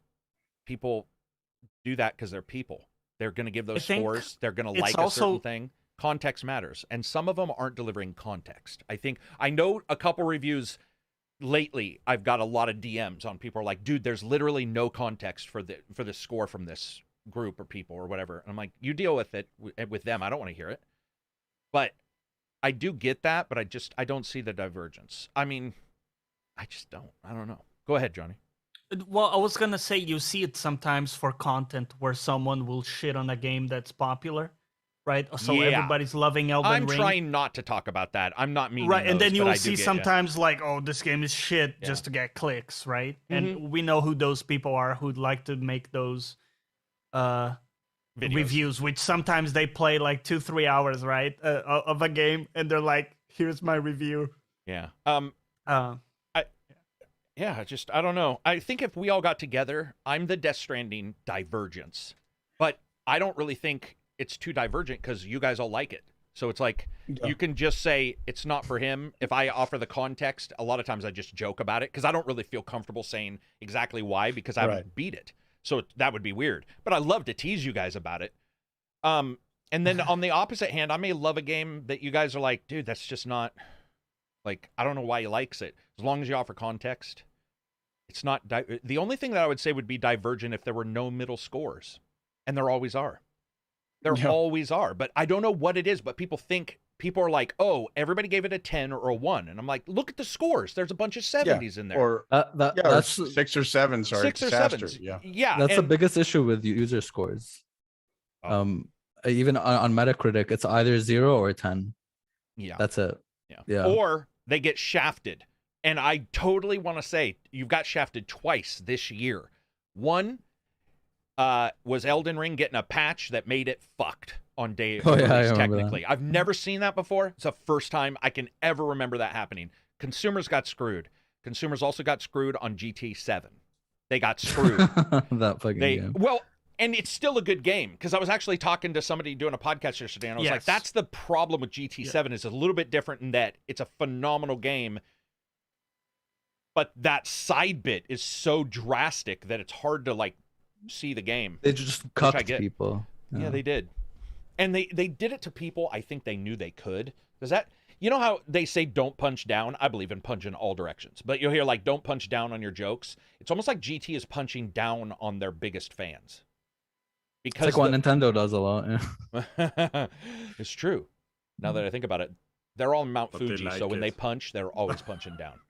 Oh, yeah. Yeah. But, yeah, anyway, so that's my stance on it. I mean, I'm sure everybody can prove me wrong in some way. I'm just saying overall, soft stances that I don't see as much divergence as overall.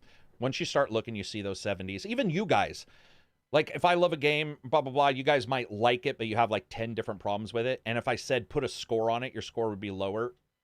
That's gradations, right? Death Stranding, right? I think people, especially in this industry, need to learn to accept that because a lot of people just want to push their own opinions on everyone else, and they say, "No, this game is an 8. This game is not as good as you think. Stop liking that game, or please like this game. This game is so fucking good." It's like, dude, no, people have different opinions about things, and yeah, and I mean, it's also different too. If, like, we're talking on a podcast and we're not reviewing it, right? So if all of us are sitting here talking and I'm not going to say, Silver, you got to give this a score, which is different than just talking about it on a podcast, then he's still got his thoughts on it. He just hasn't given it a score. And then if he does, at that point, he has to decide what is a 10 so he can give it a 7.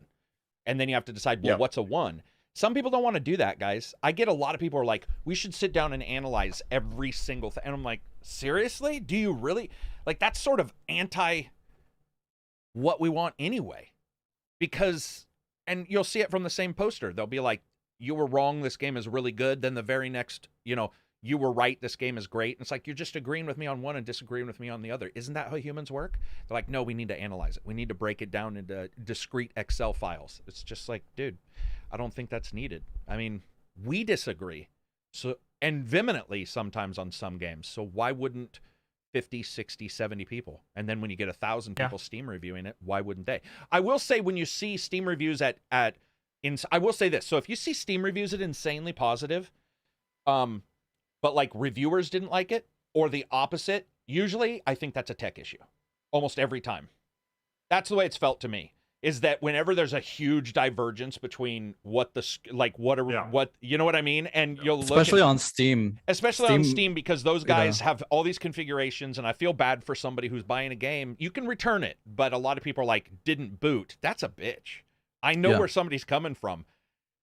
to post and be mad. Like that's you're like, how it doesn't even boot. You know, Back 4 Blood did that for me. Remember, I don't know if you guys remember, that game would boot 1 out of 15 times.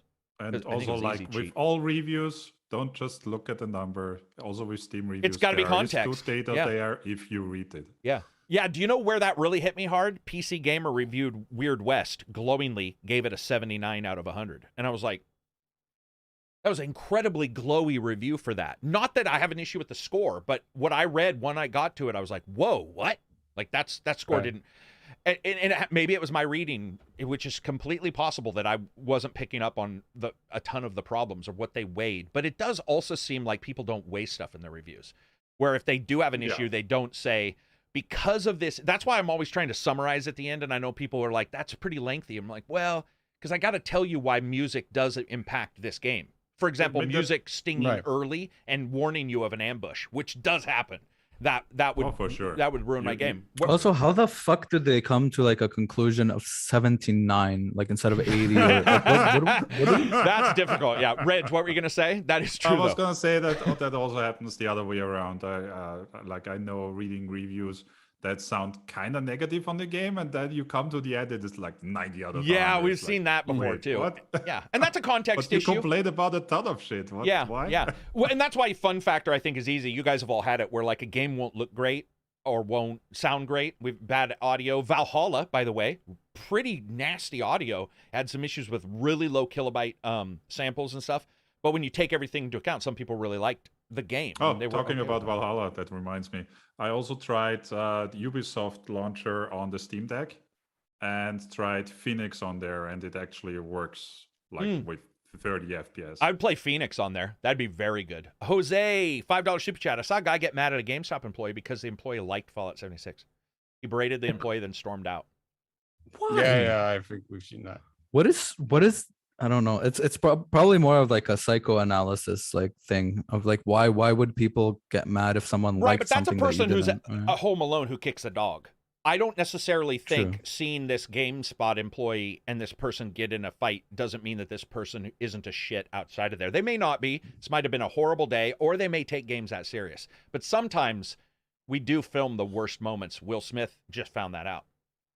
Yeah. You know, you can't slap somebody on national TV and pretend the next day that's not going to come back to, like, bite them in the ass. Yeah. Dude, you're going to have to, nice. Talking about somebody who's going to have to reap the whirlwind. And those things do happen. And they happen to reviewers. We reap it all the time when somebody disagrees. But yeah, I just don't see the divergence. Maybe that's because we all do disagree on a lot. Like, we do, like, Johnny will be all, I can't remember what game, but I'll dislike a game, and Johnny will be like, but it has multiplayer. It's better with friends. But he also has other reasons why he likes it. And I'm like, what? I think if that happens here, it's going to happen everywhere. I think it's that, and it's also that, I mean, a lot of us are getting older, and we've spent some years consuming media in general, right? Yeah. Like, and that's always sort of been intrinsic to media. Yeah, and it's intrinsic to your judgment of it, for sure. I think also the stuff you connect to, right? Yeah, but one of the things that I will say experience over time, watching shows, let's say, reading books, all this stuff, sometimes I will like something because Disco Elysium. I'll be like, dude, I love that. But I can see a lot of people looking at Disco being like, that's terrible because of the writing. So as long as I say, hey, I like these kind of things, and so that Disco Elysium works for me, it makes sense. But if you just say it's terrible, you're going to have people who did like it go, what? Or if I say it's awesome and I'm in a group of people who play NBA Jam, they're going to be like, the fuck are you talking about? The game sucks. I did see a Red Letter Media video once where they said something that was like, I think it was Mike Stoklosa who said, like, my generation in particular has a really bizarre obsession with forcing their toys on other people, on the subsequent generations. Yeah, like, it's true. Like that you didn't have with the generation before mine. Like, I don't know.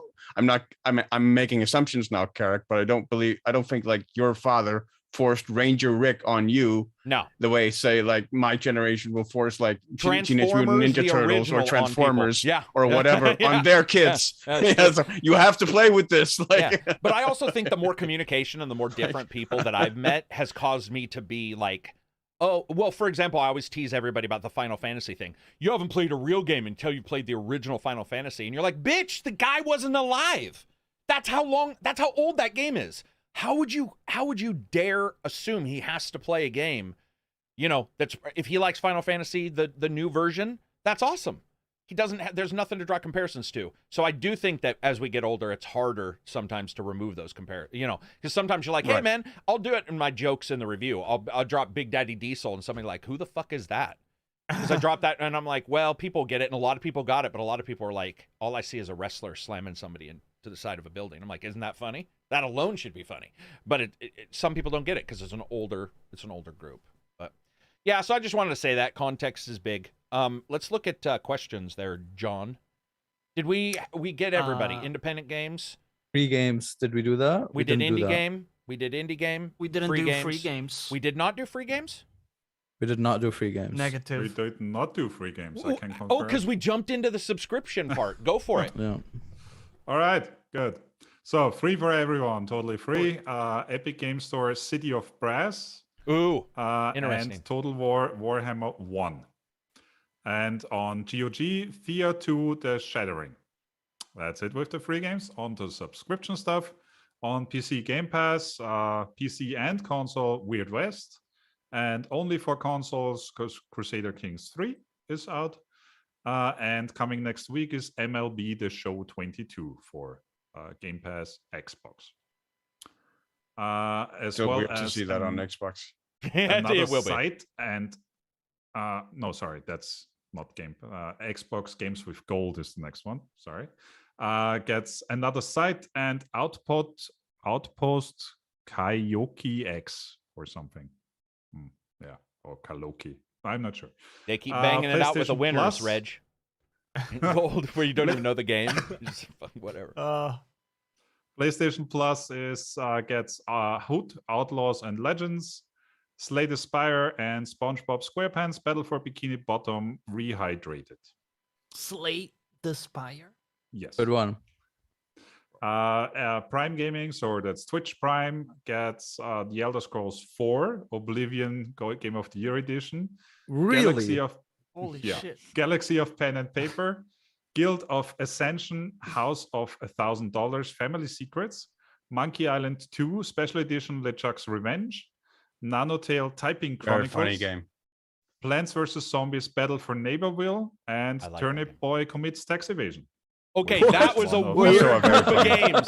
There was like named game, unnamed game, named game, unnamed. Man, Oblivion, Tax Evasion. Oblivion, yeah. Okay, go ahead. Any others? No, but the last one was one of Silver's games of the week, I believe. Yeah, Norco. Also a very funny game.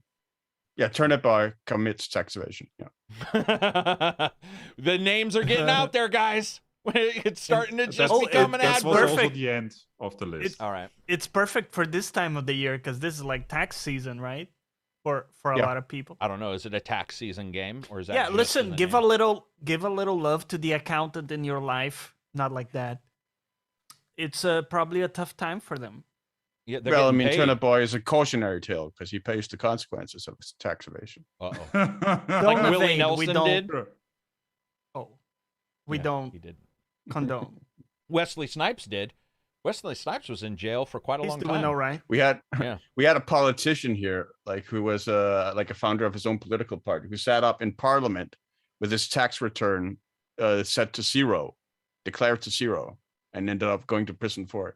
Yeah, dude, that's the one thing. As a political statement. And this, whenever they're going after criminals, dude, the drug stuff's hard to get somebody on. Taxes. That's how they get you. You always hear that. They'll be like, you will always hear that. Don't mess with the IRS. Police officers. That's why you need to launder your money. Yeah. The IRS, dude. I was one of my friends was like, well, if I get audited, I get audited, and I was like, hold on. They never audit you, and it comes out positive on your end. It doesn't happen. If they show up, prepare to be screwed. You don't ever want that to happen. But people just don't get it, man. The IRS don't fuck around. Well, I mean, IRS might be different, but my work did last year get audited, and they found nothing at all. That's because you're not American, where we're trying to steal everything. Yep. We want everything. We want your heritage now. We want all your food. We're America. We're bad people. The IRS is how they got Al Capone. Yes, it is. Yes, it is. Very much so. That's how they get you. So that was free games. Just wanted to drop in Ron R with Super Chat. We'll catch the upload later. Wally Wan says, he did a super chat for CLP 1700. CLP, Canadian loser pennies. What's CLP? Ouch. Wow. Hey. I just don't know what that is. Hey. It's buyer's remorse at this point. Ton of people now get mad crazy because the game they like is crap or has MTX. It's the same with fanboys. CLP is Chilean peso. Well, thank you very much from Chile. I would agree too on a lot of that stuff. Let's do some questions. What do we got question-wise? Just super quick, connected to the free shit. If you play League of Legends, there's free shit on Prime Gaming to get skins and stuff. So, two questions. Two questions. Yes. And then we're gonna wrap it up. I didn't realize it was 1:10. It jumped. Let's hit this one from Branocchio. What do you expect the fall release lineup to be like for 2022? Will it be as strong as February and January? No. I don't know. There's Starfield. There's a few big games. Breath of the Wild. No 2 longer got Breath of the Wild 2. That's been delayed. pushed back. Oh yeah, E3 Digital got canceled. I don't know if you want to talk about that, but We don't have time. I didn't realize it was this late. I mean, I have time, but these guys are at 9 p.m. or something, or 10. Oh, true. Yeah. 10. 10, yeah. I mean, yeah, no, I don't think it's going to be as. I mean, Elden Ring is a huge one, and then Forgotten West is a huge. Like those are huge games. I'm sure that Dying Light Starfield 2 is big. also. Dying Light 2, yeah, true. I forget that game, but that game did gangbusters. Like it did do well, but yeah, so I don't think so. well, there's the Hogwarts game, but that's summer, right? Or no, fall. Hogwarts that's is summer. That's November. Oh, is it November? December, right? Dark There was Tide is holidays, September wasn't it? 13th, so there's Dark Tide. It said they said holidays 2022. Okay. So Yeah. And then yeah. the joke this morning was that God of War got delayed, but it really didn't. But the joke was, are they making the April Fool's joke? And then it's going to get delayed anyway. Right. So I'm hoping that doesn't get delayed, but we've seen nothing on it, which nothing wrong with that. They're probably waiting until they're like, Monster Hunter Rise expansions in the summer. Yeah. Okay. What's the other question, Johnny? Let's do this one from Laser Cat. Dismissing the notion that all games should be like Elden Ring, what changes and innovations would you like to see in open world games and other genres? Are there other recent games that you think have a lot to teach everyone? Turn off the HUD completely and make sure the game backs you up with audio or stories. I don't like Elden Ring's lack of journal. I think it's stupid. I don't think it's I a agree with you. positive. I don't think it's a positive. Yeah. So Yeah.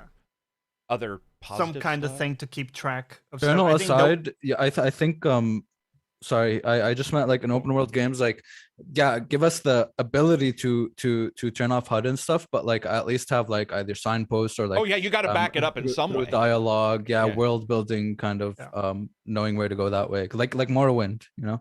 Ghost of Tsushima did it well. Andy said, "True, The wind. but you can't The have wind, wind yeah. in every. I mean, you can have wind in every game, but it would be really a copy if you were like, our wind tells you where to go. It'd be Also- like, But I that's a also like really the- good example. it is. Yeah. The way that the Trails games also did it, the older ones, they also didn't have map markers or quest markers. Instead, they told you like, buy the farm in that town, and you were like, okay, I know that town. Yeah, and if they have a journal to back that up as well, I would love it. You know, Yeah. like if they took the text into the journal and you can say like what conversation has to do with this, you know, whatever. You do have to back it up a little bit. I mean, You do. Some titles you turn the HUD off and you're like, they didn't tell me shit. Like Because have I no was clue gonna what I'm doing. say in Outward, I love the way how they would say like, you know, hey, look, when you have this to your, you know, to west of you, like, you know, they gave you these clues that you had to look around and find your way to places, but they didn't have a great journal. That was the problem. So if you have a game where you can track the information that you got in one place easily, And I then think use the that to big- navigate. The big problem also is that what I don't want them to do is look at Elden Ring and not look at the huge issue that game has, which is in the end areas are shit. What do you mean? So Yeah. the end areas of Elden Ring are pretty shit. Like, are you in terms of like In damage? terms of enemies, in terms of how they attack you, in terms of the locations, in terms of repetitiveness, The camera. it is pretty shit in the later areas. Like I will admit that. There are some shit It didn't areas. destroy the game for me, but I certainly, when I see a lot of people saying this is the best game ever, I'm like, did you? Right. Yeah, I think there's some stuff that you're not even talking about that it would seem like if you're talking about Elden Ring, you'd bring up, but it still has like the issues where, okay, so there's like, you know, these caves that are kind of going to be similar. There's these what do you call it, catacombs. There's always going to be a catacomb. There's always going to be ruins with a place to go down. You know, it still has those like repetitive issues that most open world games have. They just mask it very well, right? And there's like other stuff that kind of I don't think it masks very well at the end. Not at the end, but I mean, like, there are things that like make up for shortcomings, so people don't talk about it as much. For sure. So there's that. What else? What this year have we seen? I mean, do we know anything about? Sorry, for me, one thing I would really like is this particularly applies to Ubisoft games, but don't be afraid of Dead Space. Oh yeah. Horizon Zero Dawn doesn't have a lot of dead space. I mean, it's got slow parts for the narrative, but it is a little. It's pretty happy in its but icons. I mean, it's just one of those things in open world games that annoys me the most is I can't walk 5 yards without like a random encounter or a wild animal attacking me. Far Cry definitely is that has to engage ruinous in that way. Yeah. And that's one of the reasons why I love like moving through the open world of Ghost Recon Wildlands of all games for that much, because Bolivia is, I mean, outside of like the roads and the towns, it's really, really sparse. Like you won't really find a lot of, there's the occasional aerial patrol, but that's it. So just traversing the terrain for that in that game was really, really enjoyable to me. What do you guys think? Anything else that we would like any of these games have offered that we would like them either to not? I think more open world games. I feel like rewarding exploration is like a big one for me, for sure. Just I want to be able to traverse a map how I want and explore, like find something and be happy about it, rather than just the game telling me, oh, there's something there, because then that basically destroys my want to explore, because then I know that nothing's there, right? Yeah. Oh, I got a big one quickly. No animations to pick up stuff from the ground, because this in Horizon just kicked my ass. I'm running through, this area, and every time I have to like crouch down to pick up a plant, right? And you're picking up so much of this stuff that it becomes like it breaks your momentum entirely. Where I just want to go through, pick up stuff without an animation. It also depends on the game. What? It depends on the game, I think. He's not saying to remove an animation, is he? You're saying you don't want to bend down and you want him to just ding ding ding ding as he hammers. Yeah, like in Elden Ring, you just go by and you. That's what I hated about Elden Ring. Bro, really? Yeah, Yeah. It's the animation. Even in Elden Ring, it makes even less sense because the danger of grabbing something should be predominant. No, I get that. I just want the practicality of picking shit up without having to stop. I think the issue really is more toward making like resource costs actually logical to like crafting instead of me having to walk around and pick up like 40 pieces of wood to craft a single arrow or something, and that would right? fix it. So that if you did make the economy make sense, exactly. So then so picking you it up wouldn't be an rebalance issue because you'd want to. I think for me it also depends on the game, because something like Assassin's Creed Odyssey, I loved just picking shit up on my horse, or Elden Ring, but then in Red Dead was like a slower game, and I loved just like getting off my horse, going down and picking stuff up. It was more methodical. I tease people about that though. Remember the skinning, Absy? Oh yeah, you saw every time. But I played that game very slow, and I was very immersed. It's more of a sim. I liked it. It is more of a sim. In other games it might seem frustrating because it's just not the game for it, right? I think Silver hit it off. If you rebalanced everything to where it wasn't 45 fucking stocks to make an animation. Yeah. Reg, do you have any? No, not more than I already like nothing that's popped up that's been aggravating that you hope others don't like. Well, you've been playing Lost Ark. Is there anything from Lost Ark you wish other MMOs had? Oh, guys, Lost Ark. I made this comparison yesterday. I don't know. I think Reg and I agree for sure. I don't know who else has played Lost Ark, but Lost Ark is such a game changer for MMOs. It's going to be so exciting to see what other MMOs try to do to like match the content of Lost Ark. So I would love to see content where an MMO isn't early access. Every MMO, the name MMO or the genre of MMO is now to me early access. Every time.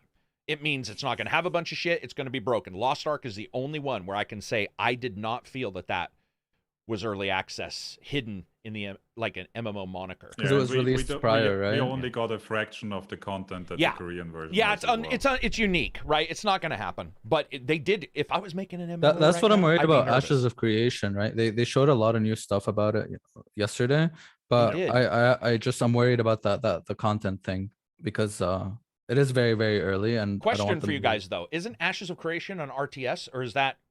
No. There's an Ashes of something that was an RTS that people were using. Oh yeah. Ashes of Alar or something. No, that's a mount. No.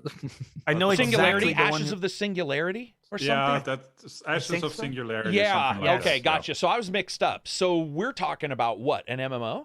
The new one? What's this one? It's Ashes of. It's called Ashes of Creation. It's from a Diablo-like thing. No.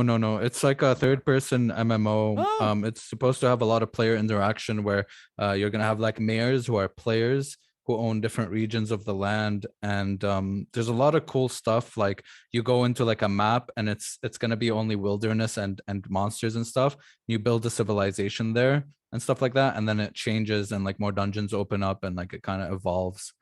They have a lot of neat ideas that make sense, but it's very early right now.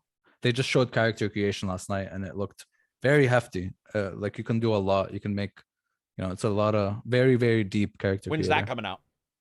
No idea. I think it's a couple of years away. Yeah. Oh, okay. Ashes of Singularity.